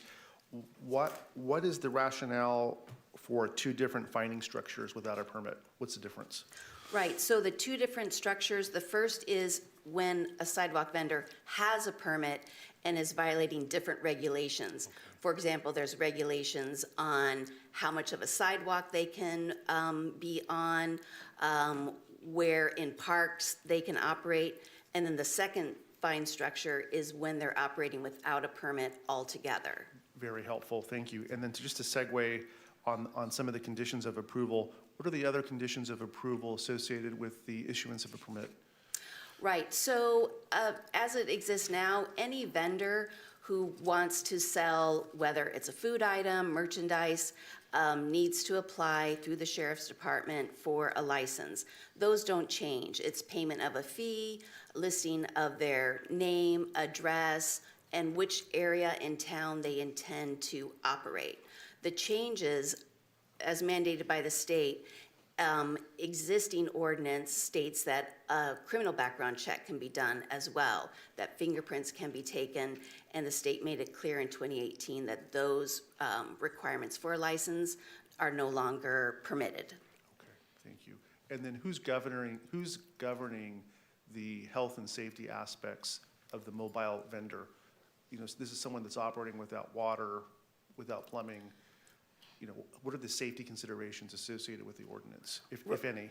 Right. The government code section that was, that codified this Senate bill made clear that the existing health and safety laws, which are administered by the Department of Public Health, do not change. So this doesn't change anything related to what you brought up, food issues, food safety issues, water safety issues. None of that is changed by these ordinance changes. So subject to the first public health and safety ordinances, this is an additional overlay to help get us current with the city and the state and have permitting and some structure and some safety.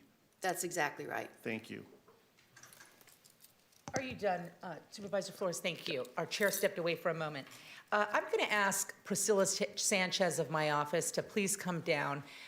We met as a team yesterday, and it is clear that Priscilla is the person who really has the history and the knowledge, the best in my team. And so I've asked her to come down and to please provide to the public an update on what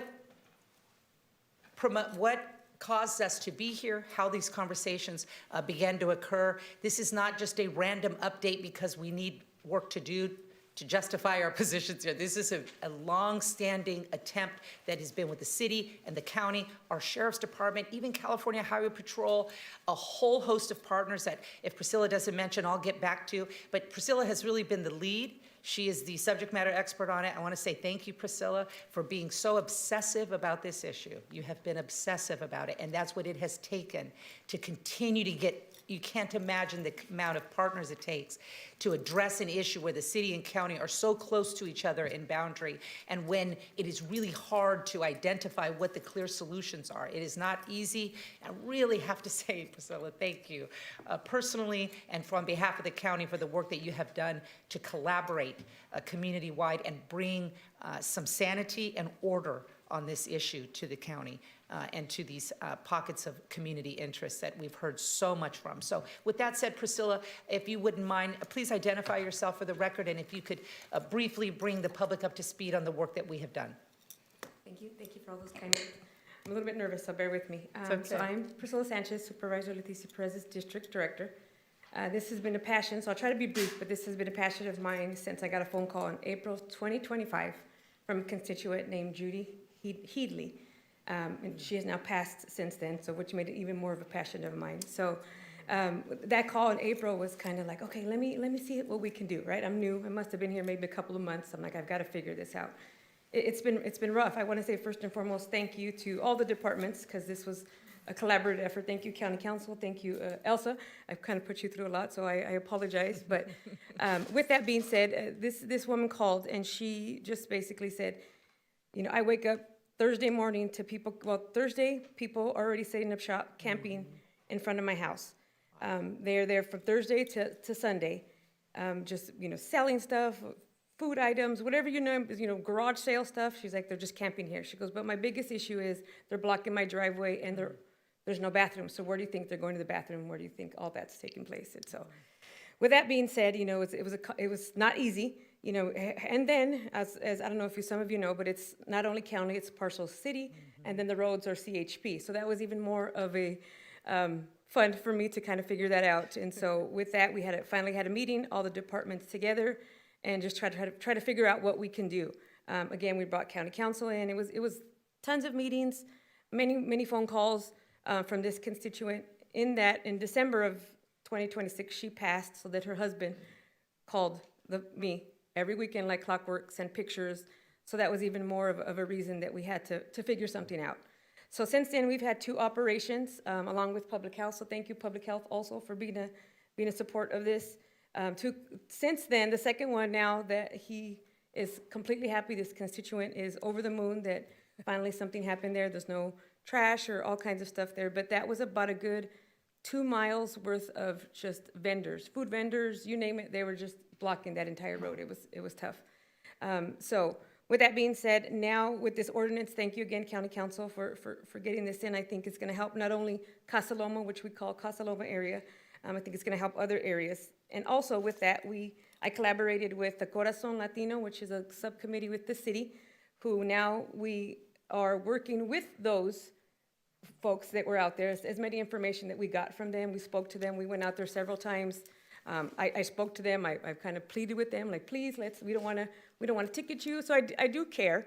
You know, I want to make sure that they were all safe and that they had rights. Like, this is how you do your permits, et cetera, et cetera.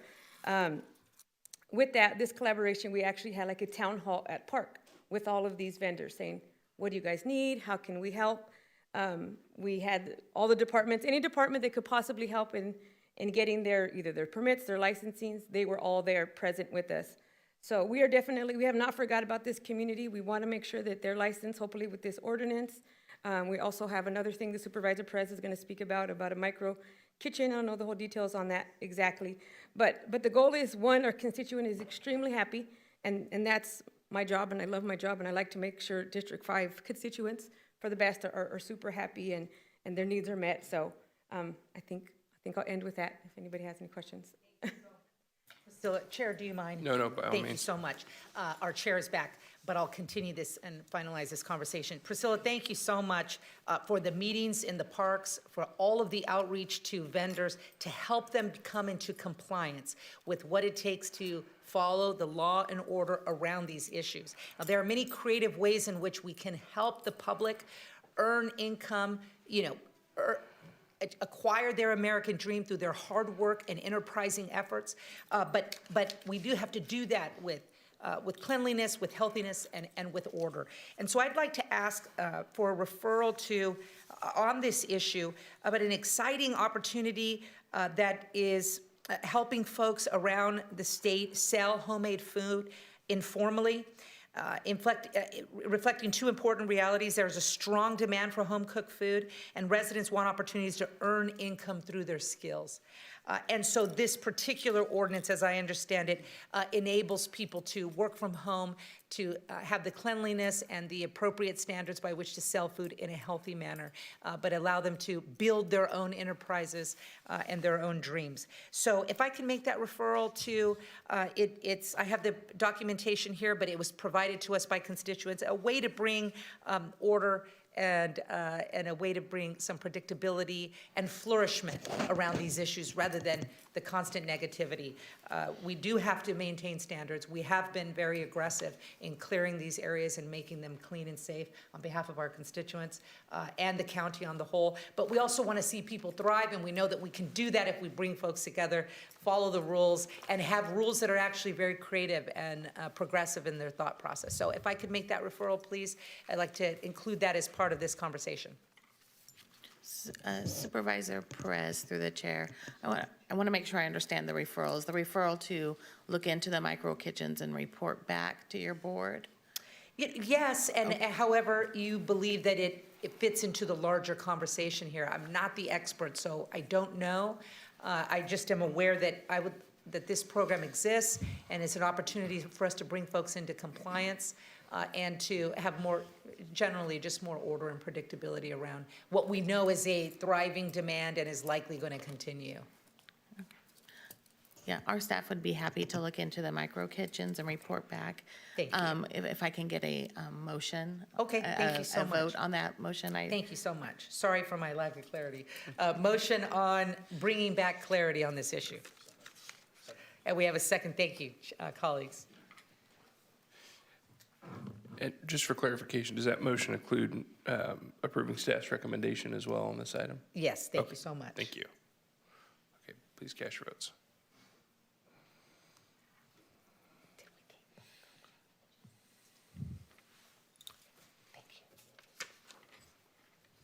The motion is approved. All ayes. Okay, thank you. That takes us to item 45 under Human Services. And this is going to be a presentation on Social Policy Institute's external review of child welfare services, including findings and recommendations.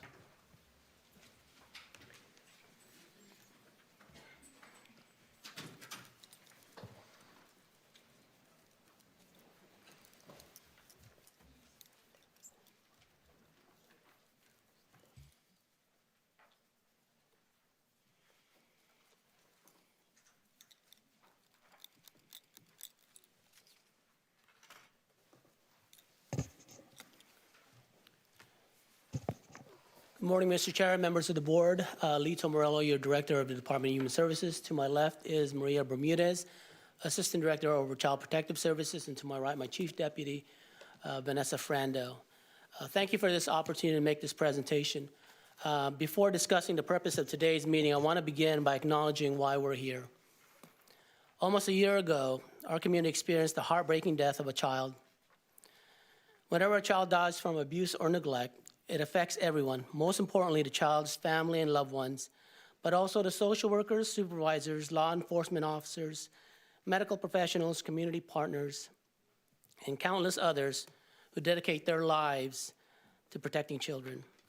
These tragedies remind us that behind every case file is a child, a family, and a community changed forever. We also recognize that this tragedy has shaken the public's confidence in child protective services. Many members of our community have asked the difficult questions and have expressed the belief that CPS should have prevented this child's death. Those concerns are understandable. When a child dies, people want answers, accountability, and reassurance that everything possible is being done to prevent another tragedy. We hear those concerns and do not dismiss them.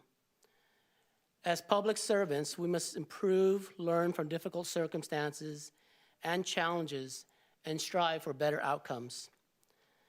That commitment to continuous improvement is why Kern County invited Social Policy Institute, SPI, at San Diego State University to conduct a comprehensive review of our child protective services practice.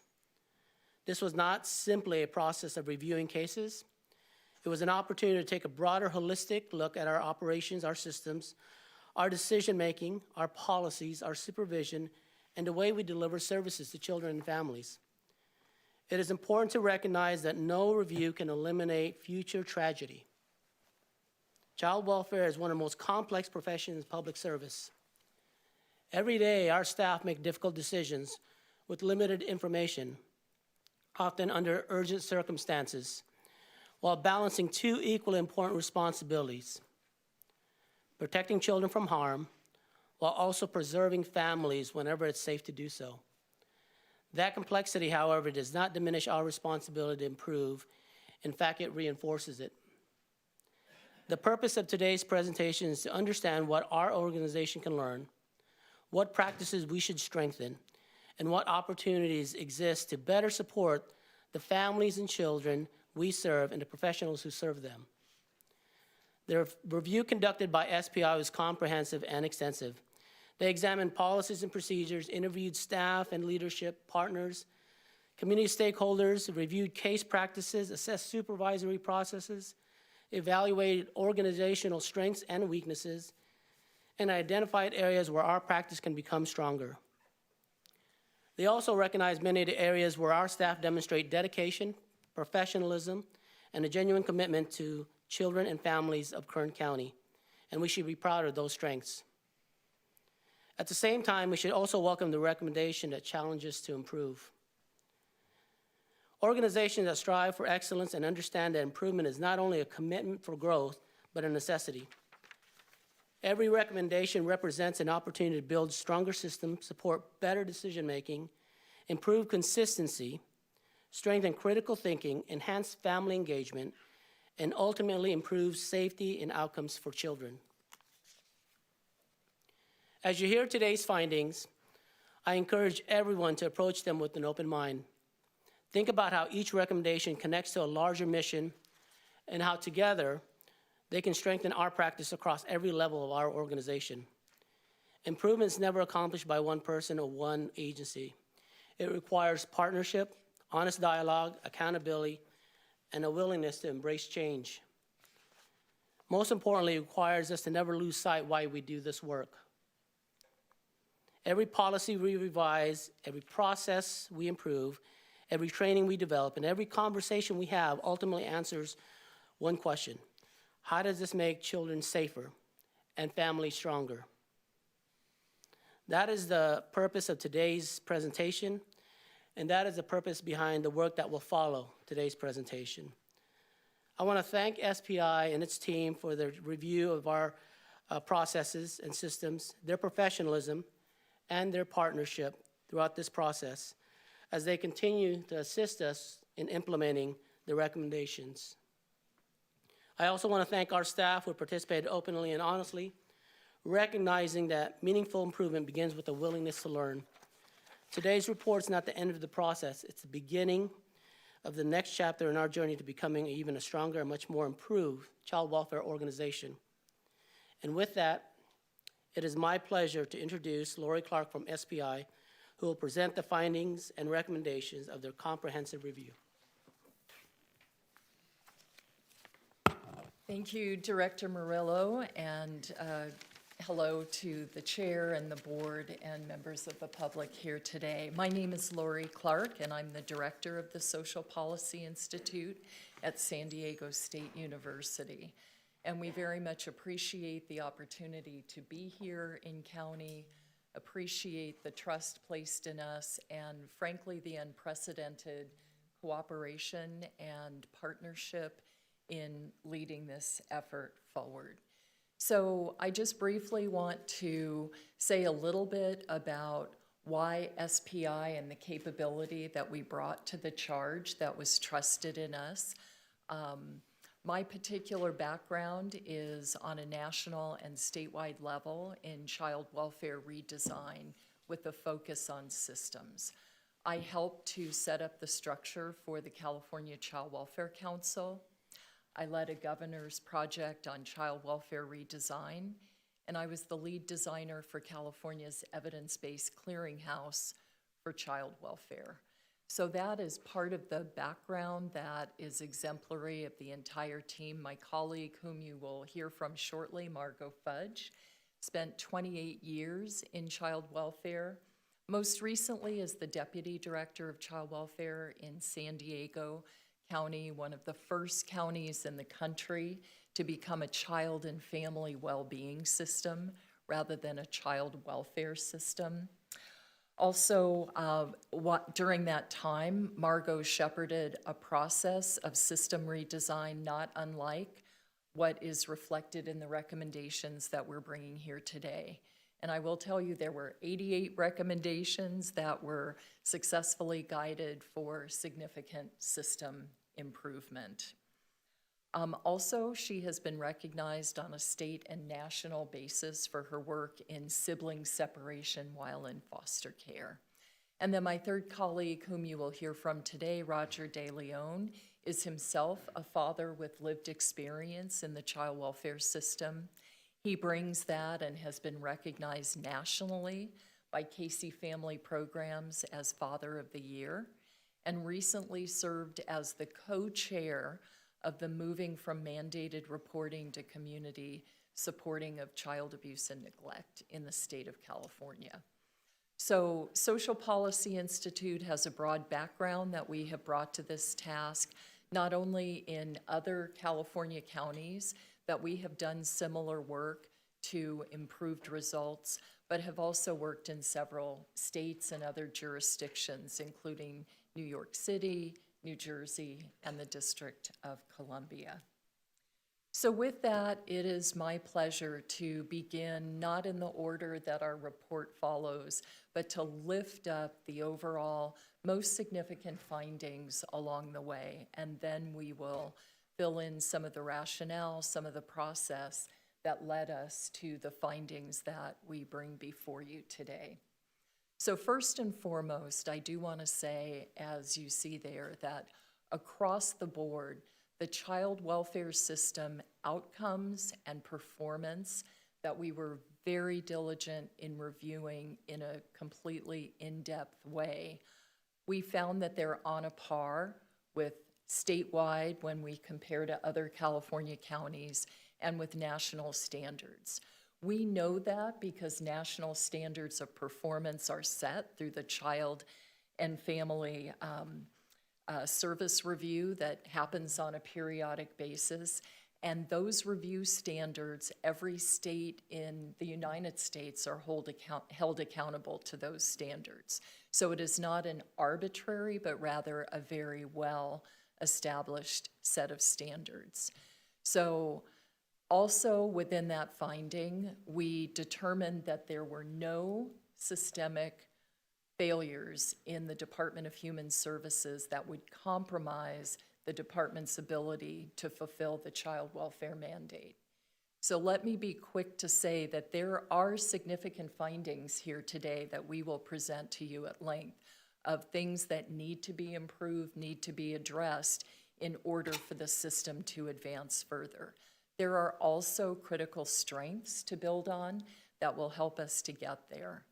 What I mean by significant, substantial failures are the kinds of negligence, the kinds of willful neglect of improvements of needed professional and legal standards of fulfilling a mandate, often that have led in other jurisdictions to the state taking over the system or the federal government taking over the entire state. So we're looking at a matter of scope and type and intent behind that. So for clarity, that was not found here. There are states that we cite in the report that did have those findings, as well as the criteria that defines that. So it makes my task in presenting what was determined through the assessment to you something that we're able to say the work that begins is coming from a position of strength. So we want to be very clear on that. We want to also skip ahead with the ultimate outcome here of an overarching investment that we are recommending. And that overarching investment is to pivot toward a wellness system of care. This means moving beyond the system improvements, although paying due attention to them, but it also means more than even prevention alone. Simply preventing poor outcomes or negative outcomes is not the ultimate goal that we're looking for. We're looking for the opportunity to create the circumstances where every child, youth, and family in the county of Kern can thrive to the best of their potential. And child welfare, the department, and other public system partners, community leaders, and community members all have a role to play in that. This overarching recommendation is based on this notion of a wellness system that is founded on a theory of change, and you see that before you. The premise is that if we increase access to wellness services and supports, so what families need when they need them, even without having to enter a public system as the gateway, and if we align and integrate the many resources across public systems, community partnerships, community members, and if we look at individual family protective factors as well as social determinants of health, this is what's going to lead to generational cycles of wellness to come. So we're looking to shift those cycles in a significant way. So with that, I would like to speak for a moment to some of the strengths that we discovered in our assessment. First of all, over at least 2 decades and counting, the department has a documented history of looking for, conducting objective assessments of systematic operations and practice, and taking those findings seriously, and in each and every case, has addressed a significant proportion of those findings to improve outcomes. So why so many assessments? Why is there a need to have them periodically? Part of that reason is because the landscape changes. We know across the board that children and families coming to the attention of child welfare are coming with more complex and compounded issues than ever. The nature of what's available in terms of support is changing. So as the needs of children and family evolve, as systems evolve, it's good practice to get a new review, to get a point in time, and to build from there. And as I said, there has been a history of responsiveness, and we found that to be the case in the work that we have brought forward here. The many strengths, as I mentioned, will assist in leveraging the findings and are already in place to help that move forward. So in a brief way, I know we've had a long and very joyful morning in many cases with celebrations and proclamations and important issues that have needed to be addressed. So we want to maintain some brevity with you, but also substantially present what we found.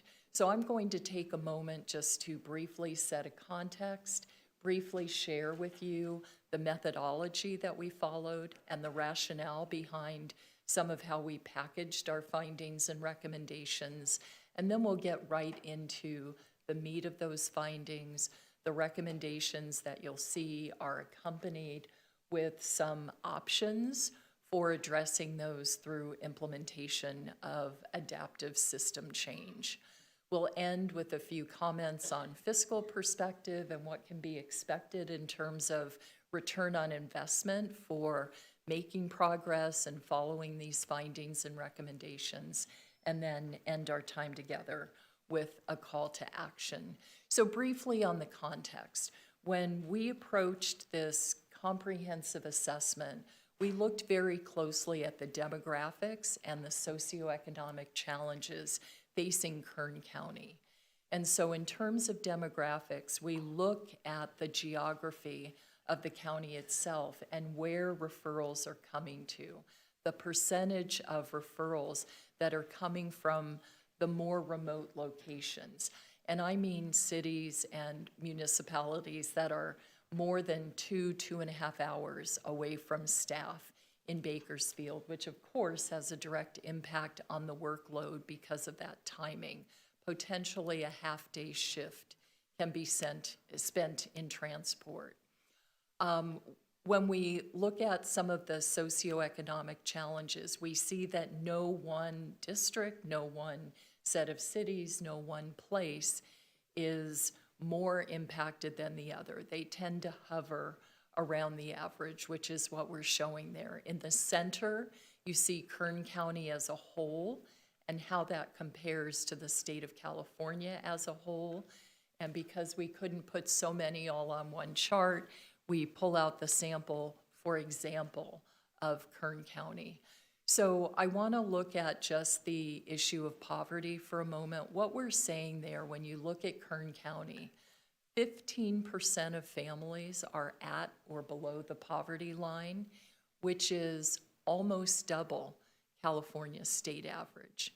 But when you look at just the children and not solely the families alone, 1 in 4 children in Kern County are at or below poverty. This has a direct impact on the kinds of issues that are being brought to the attention of the department. So in the report, we detail other of those factors and connect their importance to what we're seeing as well. Also, I'd like to share with you part of the approach and part of the context is that we looked at the safety science framework that was developed by Casey Family Programs, which is a national philanthropic organization that has been leading the way for decades for reduction of child abuse and neglect on a national level and providing tools and resources to approach this comprehensively. So the safety science framework that they developed has been widely adopted because it's a sensible framework. That framework says that when we look at an assessment, particularly following a critical incident, we are not looking to lay blame at the feet of a leader, of a staff person, of an individual, but rather, now we don't overlook that, but we're looking for the focus to be what is going on in the system that created the context, the opportunity for some of the needs for improvement that we see and or that gave birth to some of the strengths that are in place. So it's more holistic, it's focused on the system and what needs to happen at that level. So in terms of our data gathering, with that in mind, first of all, and thank you again, we had unprecedented access to everything that we called for, whether it was access to people, such as staff, or to documents. And what we set out to do was, first of all, to look through document review at what should be happening? What are the documented policies and practices that drive what needs to happen when a child or family is involved with child welfare? So we look at the policy framework, the policy context. Then we conducted randomized case review to see what was actually happening through the follow-up and the practice with cases. We reviewed training records. If there's a policy around training, what was actually happening and how is that reflected? And so for all of that process, we also spoke with people. We conducted over 50 key informant interviews, which were one-on-one conversations about what do you see as needing to change? What do you see as strong? What is your experience? And of course, we compared and contrasted to begin to get a big picture there. We also conducted focus groups, which had anywhere from 4 to 6 to upwards of a dozen or more person per focus group, because we wanted to go deeper. We wanted to also hear about that. And finally, we conducted community listening sessions. I believe there are some individuals here today who have attended some of those sessions, which were open. It was an open conversation to say, what has your lived experience been with the child welfare system? What are your concerns? What worked well? What do you think should be part of the solution for greater change? We conducted surveys. We had an overwhelming response. As you see the numbers, over 200 staff responded to that. Close to 60 community members responded to a separate system. So it reflects the thorough nature of what we were attempting to do across the board with our approach. So we did find that, again, that assessment was a good match and a good choice that came up together with our science framework, and you'll see that many of the findings that we're bringing you today reflect that. So just very briefly, each of the 5 findings that I'm about to present will be reflected in the more detailed recommendations that my colleague Margot Fudge will come forward. But what you're going to hear from me in the case of each of those findings is that there's really 2 sides to that. One side is the actual need for focus. What needs to happen to advance the system, to advance practice? And the other side is what's already in place to begin to help leveraging that change. So our very first finding has to do with an acknowledgement of the investment in workforce process improvements that you as a board have supported and that the department has made over time. So there is a history of improvements, advancements, and some of them very recent. They tend to mirror those shifts that I talked about earlier as the landscape shifts. There's a need to update and to alter that focus. So the good news is investments have been made. You have supported them. The finding is more investment is needed. In some cases, some of the investments that you supported were fairly quickly neutralized, if you will, by an increase in the workload. And that has to do with a flow that is difficult to predict. It's the number of children and families entering the system, coming to the attention of the system.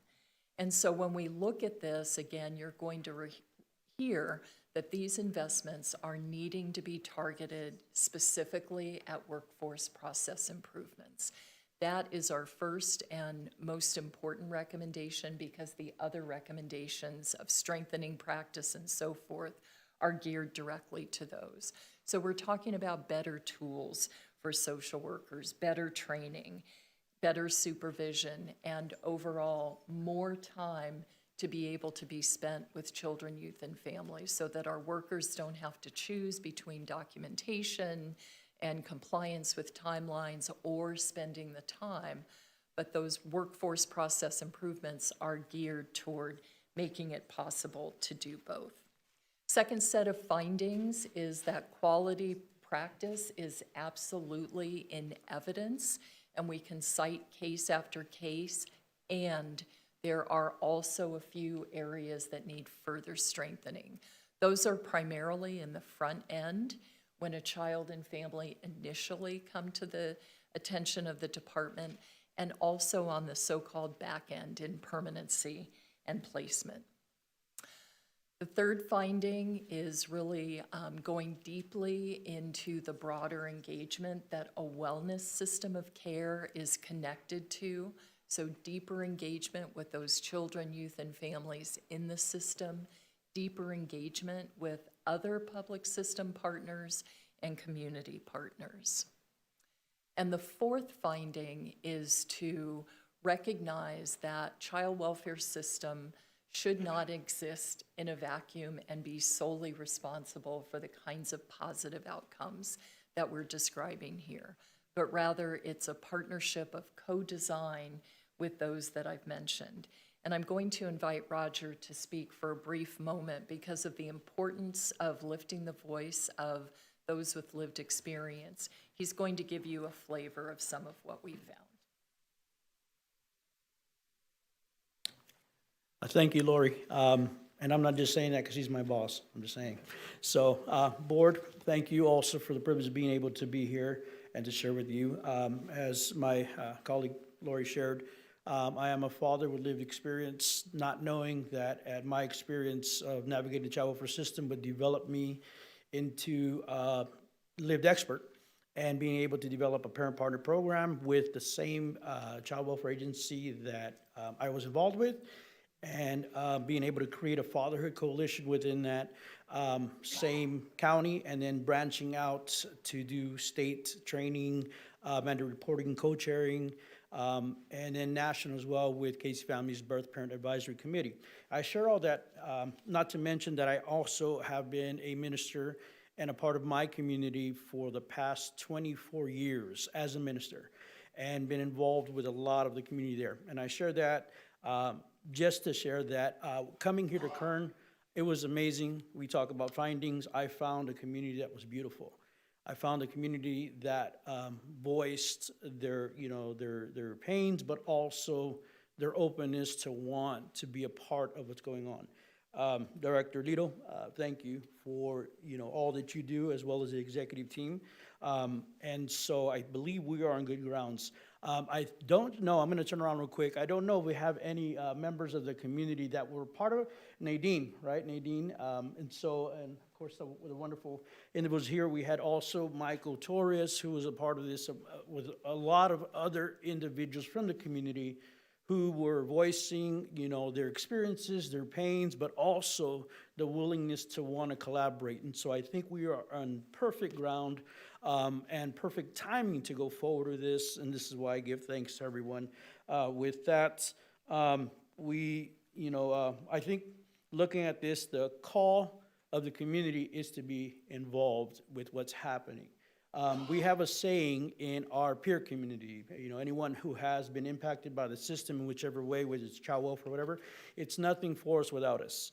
And what that phrase simply means is that there are a lot of advocates within your community, right, which, once again, I compliment very well, and I've heard it even today with everything that's going on, that want to be a part of how we can make things more livable for the families within our communities and within your community as well.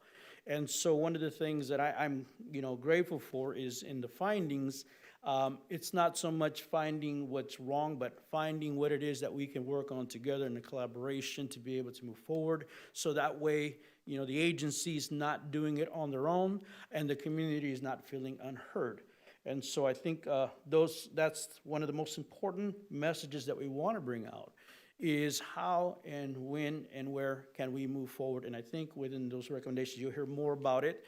But I do want to thank you for this opportunity, and also throw out there, there's a lot of resources that were brought out in the voices in the community. One of them was a faith-based community. And I can say that through my experience, that was something huge. Not that anyone's forcing anyone into faith, but I heard also what was shared, right? My saying is, I have trauma to triumphs. That's what I live by. and I get to be a part of all of this going on. And it started from the trauma, right? That turned into tramps. So there's a lot of wonderful advocates within your community and that are looking forward to be a part of what's going on. And so I look forward to all that. Thank you. Thank you, Roger. The other part of this particular finding has to do with tracking the ongoing data. We start with a people focus, right? But we also want accountability to be present. We found a strong and robust continuous quality improvement system in place, and we have found that it needs to spread more consistently and to incorporate the findings and recommendations that we're making. So again, the accountability is built into the recommendations. And then our fifth and final finding here, again, comes back full circle to the wellness system of care. So this names those many components and how it can come together to really create the reality of the vision that we have moving forward. So with that, it is my pleasure to bring up Margot Fudge, who will walk you through the recommendations. Thank you, Lori. Good morning, members of the board. I'm going to walk through a couple slides on recommendations and just want to again acknowledge the importance of this work and the gratitude we have for being here today. And the first step is having a department that is ready to do this work, right? Which is what we have here in Kern. So you heard from Lori around recommendation number 1, that workforce capacity and organizational readiness. This is the foundation. Without the workload equity, the staffing numbers, none of the other recommendations can be done. We have to start with this. So in order to do that, we need to look at balanced caseloads and workload equity. An assessment has to be done to look at the worker level, the unit level, the program level across the system. We called out one of the niche roles, which is court report writers. That's just one example and really looking at specific tasks that the staff do to make those improvements. We also noticed through our interviews and our case reviews, duplication of effort. It's a complex system, and we at times found multiple people working with the same families doing some of the same tasks, and we want to ensure that there's role clarity and, again, just more efficient processes to best support children and families. As you can imagine, it can be confusing for families when there's multiple people coming out and they're not really sure what the role is of each of them. At the bottom of these slides, you see the little box that highlights, if we do these things, what we can expect to happen. And with this, if we're focused on organizational readiness, we expect to see greater staff retention, reduction in burnout, and overall staff satisfaction increase. When that happens, we see better outcomes for clients, children, and families, right? We see higher reunification rates, placement stability, perhaps even fewer children coming into the system. Recommendation number 2, Lori mentioned, this is practice, and Kern is already doing their practice fairly well. We want to see them go deeper in this work. If workforce is the foundation, this is the first layer of bricks in the building. You have to have strong practice to be successful. And so Lori mentioned looking at emergency response as one of those key areas, looking at expectations, policies, protocols. How quickly can staff get back out there when follow-up is needed, and really making sure they have the time to work with families. In today's child welfare work, in the landscape, families are extremely complex. You cannot go out to a home for 10 minutes and think you're going to solve, complex problems. So they need the time and the ability and the tools to spend with families. We also want to look at the relationship with law enforcement. Law enforcement is probably one of the most important partners that a child welfare worker has, and in Kern, that relationship is extremely strong. But both of the systems can be overtaxed at times. They're very busy, and we want to make sure we're leveraging that relationship, that law enforcement officers aren't responding to every single call. They're out there when there's safety concerns, when there's criminal allegations. They're there to support, but also that we're not relying on them to do the work of a social worker, keeping in mind that it can cause additional trauma for families. So taking a look at that. And then lastly, looking at evidence-based decision-making, such as the structured decision-making and safety organized practice. which is an engagement tool. Again, building those relationships with families through known work. Kern has opted into both of them. They've been using them, but again, we want to make sure there's model fidelity and that it's happening whenever it should be used. Recommendation number 3, improving placement stability and permanency outcomes. So it is a fact that at times there are children who need the protection of juvenile court and the child welfare system. But when those children come into the system, we need to make sure that they have a safe place to land. And Kern has made a commitment to that being family whenever it's safe to do so, and that's great. We know that children who are placed with family when they come into care have better outcomes. So we absolutely want to see that continue, and it's something that is currently in the works. But we just need to focus and sort of double down those efforts with that culture shift. We also know that the recruitment, the retention, the support that resource families get is critical. Children who come into care that can't be with families, they need loving, supportive homes to ensure that they can be safe and thriving. And so we want to look at how families come into the system, how they're recruited, how they're trained, and then ultimately the support they receive once they become resource parents. And lastly, I cannot overstate the importance of sibling relationships. For children that come into foster care, having connections with their siblings, and that doesn't just mean placed together, it means knowing where their siblings are if they're not with them. If that happens, children have better outcomes. So we have to continue to focus on placing siblings together or keeping them connected. Recommendation number 4, strengthening family engagement and stabilization. Roger touched on the importance of lived experts, so I'm not going to go into that any further, but again, just want to acknowledge how important that is. But visitation is the single greatest predictor to reunification. We have to make sure we have staffing, that we have facilities to ensure visitation happens when children come into care. Again, always keeping safety in mind, but making sure children and parents are able to see their family members. And lastly, recommendation number 5, being a learning organization. So as mentioned by Lori, Kern has done a great job setting up a continuous quality improvement system. We just want to see them go deeper. When these required quarterly assessments or case reviews are done, how is that information shared out with staff so that everybody is learning from what's being done? How do we make sure Safe Measures, which is a great tool that staff have at their fingertips, is being used on a regular basis to help ensure compliance with timeliness? And again, just improving communication across the system to share outcomes. Qualitative and quantitative data are important. It's the numbers and the narrative to help us know how families are better by being touched by the system, right? We want to know that we're doing good by people. Fiscal perspective. Obviously, understanding that your charge here is the safety and well-being of children and families as the priority, you also, as a government organization, have to think about the fiscal perspective. So our recommendations leverage existing partnerships, look at how you eliminate the duplication of services, and just become a more efficient organization. At the end of the day, we're working with children, we're working with humans, these aren't robots, but we are trying to keep in mind the importance of a system that works well for everybody. As Lori mentioned, prevention is key. That upfront investment to move upstream and help families before they come into the system is really important and something that the wellness system strives to do. And then if we do the recommendations and the strategies that are being suggested, you can expect to see improved outcomes across the board on all the major metrics, which is, fewer kids coming into care, children reunifying more quickly, children achieving permanency, and greater placement stability. The last one is something that I know is also important, which is achieving greater public trust and transparency. So I will now turn it over to Lori to close us out. Thank you for your time.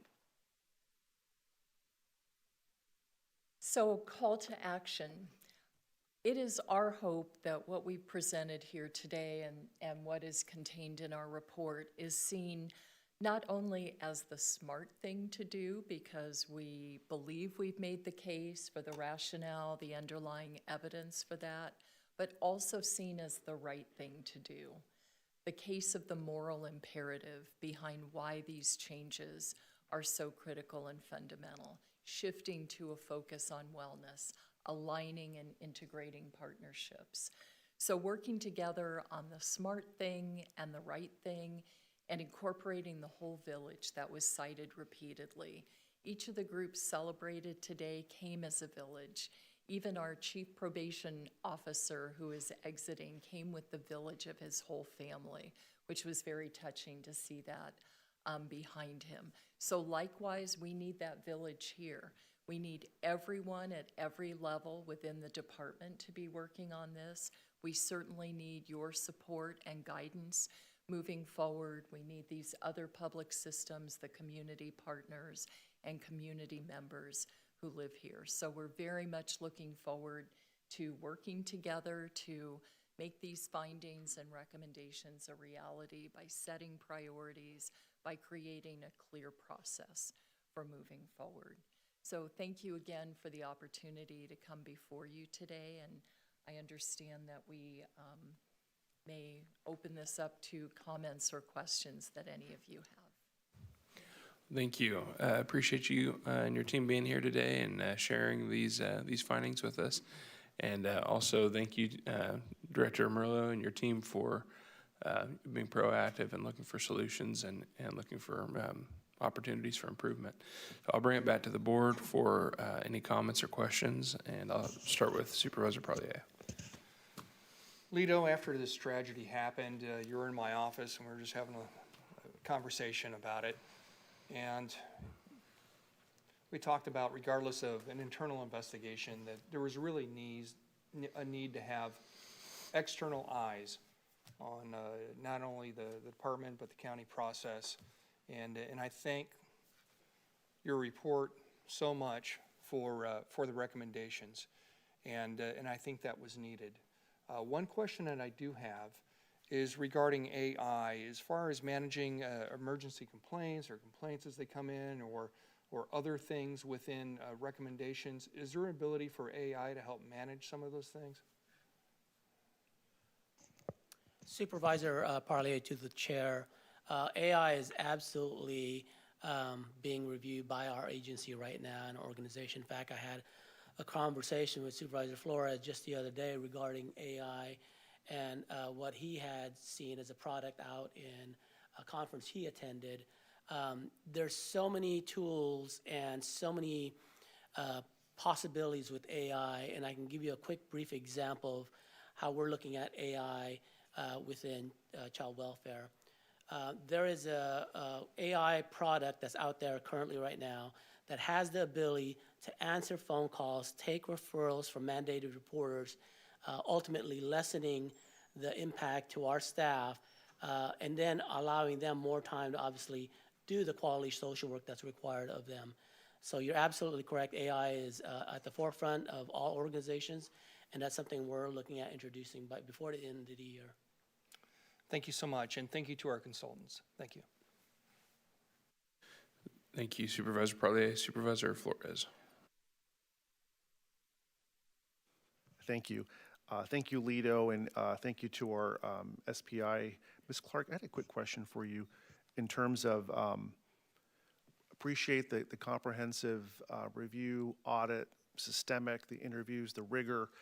Now that we have the recommendations and the findings, can you walk us through the process of implementation, what that looks like in terms of timeline, what you need from us as a board and the department? How do we capture and implement these great suggestions, but make them into a reality? What's next in terms of next steps? Yes, thank you so much for that question. One of the immediate next steps that is reflected in the report, for each of the recommendations, there was a set of potential actions that would be responsive to those. Those actions, I've been assured by the department, will be considered by the executives, the full executive staff, teams at various levels that are organized around each area of focus with input from community partners and residents to establish the priorities and the timeline. So some of the follow-up implementation activities can be implemented immediately. So a timeline will be established with the accountability of the continuous quality improvement and regular reports on progress with transparency. So what can be, implemented in the short run? What's a more moderate timeline that requires multiple steps? And which are really longer-term investments that will not come to fruition unless we begin to make them now, but they are on a longer term. So we look forward to coming back and helping to shape an implementation plan with an accountable timeline that is clearly prioritized based on those immediate needs and based on what the data and the full findings review. Thank you. Thank you, Supervisor Flores. Any other questions or comments from the board? Okay, seeing none, I will ask if there is a motion to receive and file. Oh, I'm sorry, I almost skipped right over that. Thank you. So we'll go to public comment. Are there any registered speakers right now? Our first speaker, Nadine Escalante. Okay, thank you.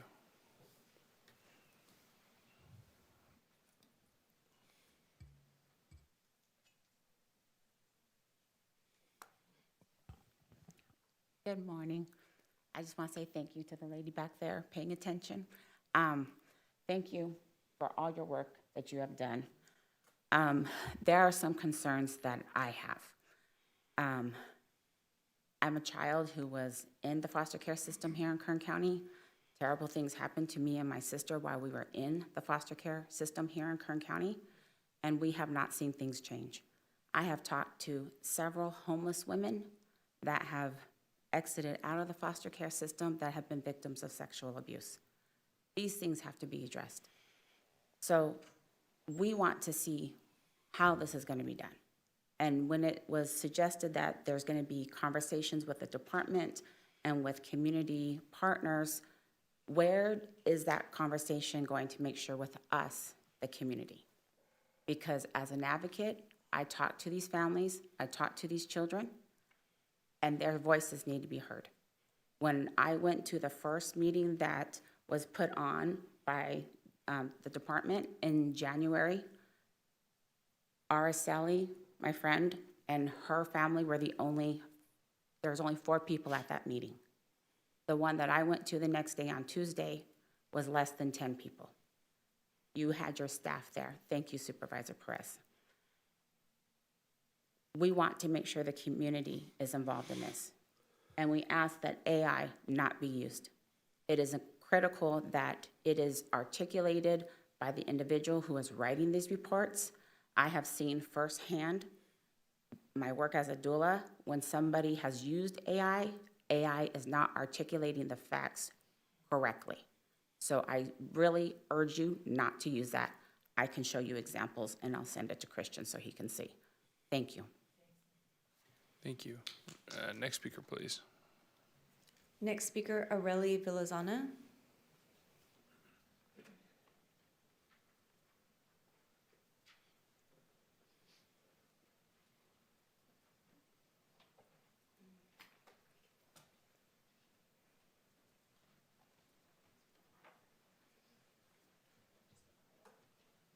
Hi. My name is Adelivia Sana. Would you like me to, oh, you have the spelling, sorry. I served as a social worker with the Kern County CPS until recently. And I am here about the SPI report. And yes, thank you. Thank you guys so much for doing this report. The report says our numbers are on par statewide and nationally.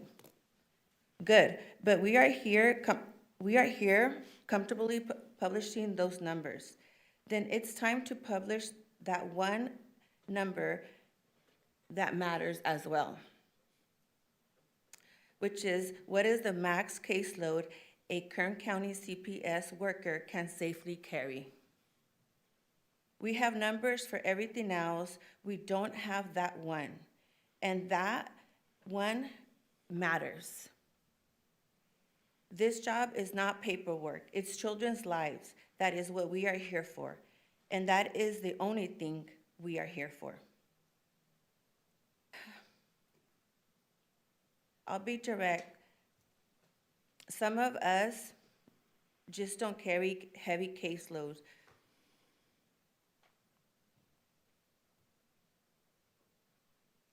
We actually care. There's people that care. And having a caseload work is very heavy on the social worker. We're not able to do social workers stuff that we need to do to build rapport with our children, to be there for the foster cares.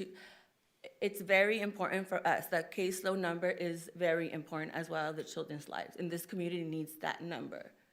So I hope that we get to see that number soon so that we can serve the children in Kern County the right way. Thank you. Thank you. Next speaker, please. Next speaker, Shanika Hawkins.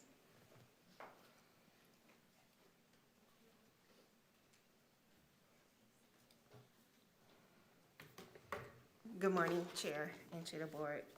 My name is Shanika Hawkins. I am a member of Kern County employee and a member of SCIU 521 and the Fixed Current Advocate. I have some documents.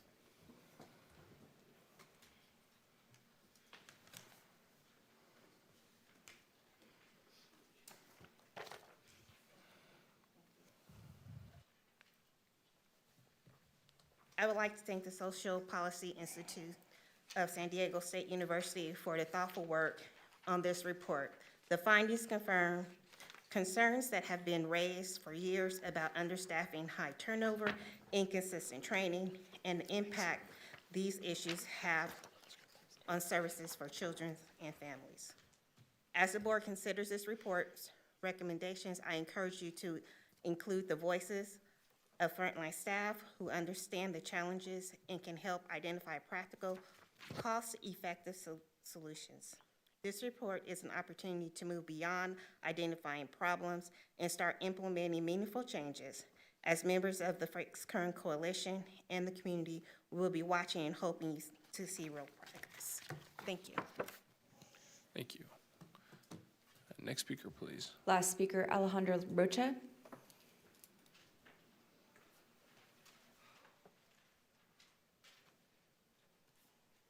Hello, again.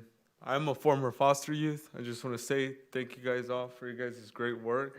You know, I know that you guys can't do the social worker's role for them. You guys have your role and they have their role. With that being said, what would change for the social workers? I don't know if you guys are able to answer, but I would like to know what would change for the social workers, how, like, what changes are gonna be made so that they can do their job better, because they're not doing too great. And when I was a foster youth, they weren't doing so great either. Can they be required to wear body cameras as well? And can social workers also do unnotified visits? Because like the case that happened over in Cal City, where the two boys were killed by their foster parents, maybe something could have came up without an unnotified visit. And you know, the case with Genesis, all those reports, I understand they have a lot of work to do, but sometimes maybe if there could be highlighted like keywords or something, some kind of notification on certain reports that can notify the social workers, like, oh, this one just urgent, you know, this is a child's life. Maybe some kind of system like that. Not specifically, I don't know, the AI is eating up water, but that's a different thing. But maybe with the highlighted things that can highly alert that this is severe could help funnel what's more important and what can kind of wait a little bit. I know it's a lot of work, and I thank you guys all. Have a blessed day. Thank you. Do we have any more? Okay, you said that was our last speaker. I'm sorry.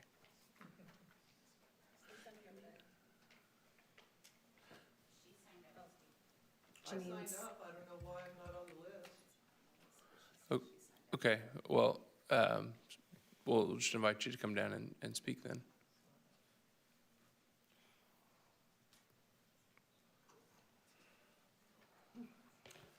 Janine Adams, Jeanine,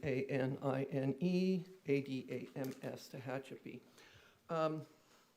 So happy that you funded this study, okay?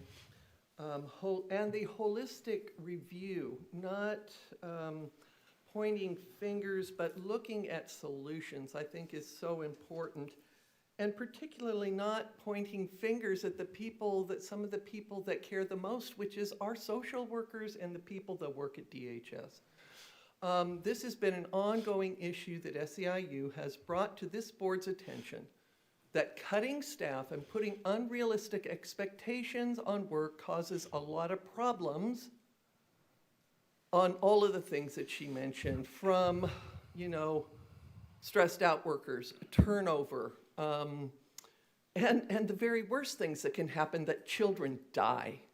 This is a moral question as well as a fiscal one, because every time you have something bad go wrong, it's a lawsuit to the county that the county is paying for financially. So I'm not only here speaking for finances, I'm speaking for people that are in this room that have gone through this themselves. I'm talking about the people that I worked with when I worked at the county and I was part of SEIU. And I knew so many social workers. It's the largest department in the county. And every department is suffering in this area. I have workers in the assessor's office that are still suffering because of workload issues. It happens every year. Why can this not be resolved? But it's cut, cut, cut, cut, cut. This is wrong on so many levels, and I wanted to make sure I had the opportunity to speak as a member of the public that is concerned about our children. Thank you. Thank you. Okay, I'll bring it back to the board. Before we bring it back to the board, are there any further questions or comments or anything from staff? Mr. Chair, members of the board, I just want to kind of comment on a couple of questions that were raised. I think it's important to know, when I talk about, Nadine, you mentioned AI and how it will be utilized. We'll absolutely not rely solely on AI. Social work, by its very nature, requires people. What I was really mirroring was just the fact that AI could be used as a tool. Simply, the analogy I would use is our social workers use computers now to be more efficient. And similarly, AI can be used to make them more efficient. And I can just extrapolate that a little bit more. If you think about taking a referral and having that already documented for you, and then the social worker looking at that referral when they don't necessarily have to collect all that data, is going to be beneficial for somebody like that to have as a tool altogether. And I think another question that was raised in regards to community and how the community will get involved. We have a community forum scheduled on July 30th at the Boys and Girls Club at 6 p.m. And we'll continue to have other community sessions as we move forward with SPI and the recommendations we make as a way to continue to expand on getting community voice. And we're working with SPI on making sure that our policies, our procedures, anything we do from a process improvement perspective will have a lived experience expert looking through their lens, so we could at least ensure that that voice is incorporated into that. Caseloads, I think Areli pointed out, that's always a challenge comparing caseloads to different counties, only because different counties operate and are structured differently. But I'll just talk real quickly about caseload. We have done a real diligent job trying to reduce vacancies over the last years. In fact, our current vacancy right now in Child Protective Services is hovering around 4 to 5%, which is incredible when you think about where we came from in the high teens. That's not to say we're done. That's not to say it's enough. All I'm getting at is where we're currently at. We're still going to endeavor to do better and reduce caseloads to make it more manageable and obviously safer for children around. So, thank you. Thank you, Director. Appreciate that additional context. I'll bring it back to the board now for any questions or comments. Okay, not seeing any from the board. I'll entertain a motion on staff's recommendation. I'll make a motion to receive and say to Lito and his team, once again, how much I appreciate you and the human and emotional toll that you willingly take on yourselves by addressing some of the darkest parts of human nature and the tragedies of life of which we have so little control over. I appreciate you.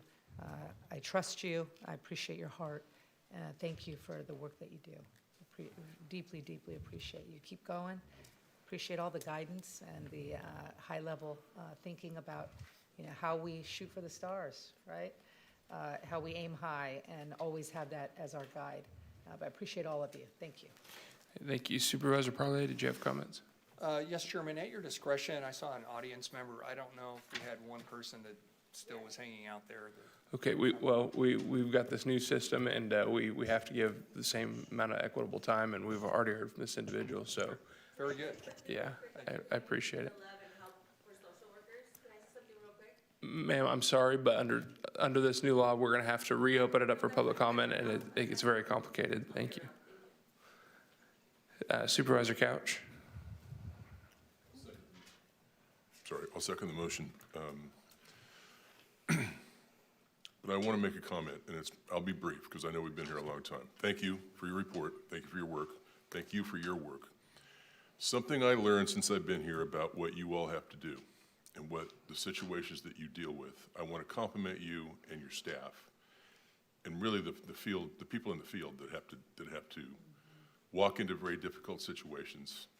Everyone different, everyone unique, and they have to, on the ground, in real time, make decisions and help people as best they can. And something I never realized about what they walk into that you educated me a little bit on was, and this is really a call to action to people that are engaged with the department in whatever fashion, but oftentimes you have told me, and I'm not speaking of any particular case, but your people in the field have to determine, you walk into a situation that has a family that has multiple children, multiple parents, fathers and mothers, that are in and out of a house, and it's just a complicated and difficult situation already with an accusation or a possibility of a child being endangered. But to have to weed your way through family dynamics that include multiple parents oftentimes and multiple relatives that often don't want to be cooperative makes it even more difficult on your department and those people that have to go do that work. So I appreciate that they are willing to even do it, and I would hope that there's some, I'm not even sure what the word is, but just a desire to do the right thing when the opportunity presents itself by members of the public that could help a child that might be in danger. So to you, Lito, and to you all, and to your folks that do this every day, thank you very much. Thank you, Supervisor Couch. And Lito, I had one more question for you. I know you had mentioned some opportunities for community meetings that were coming up again, but just where would be the best place to point members of the community or members of the public that want to share thoughts or information or find dates for those meetings? Sure, and I'm going to look to our partners, SPI. They have throughout the whole process an ongoing email string that people have obviously utilized. What is that? Oh, the website, or is this the contact information email? The email is socialpolicyinstitute@sdsu.edu. So socialpolicyinstitute@sdsu.edu. Sorry. Outstanding. Thank you very much. Okay, we have a motion and a second. If there's no further comment, please cast your votes. The motion is approved. All ayes. Okay, thank you. That takes us to the end of our morning agenda, and we will now entertain a motion to adjourn to closed session. Motion adjourned. Thank you. Without objection, we're adjourned.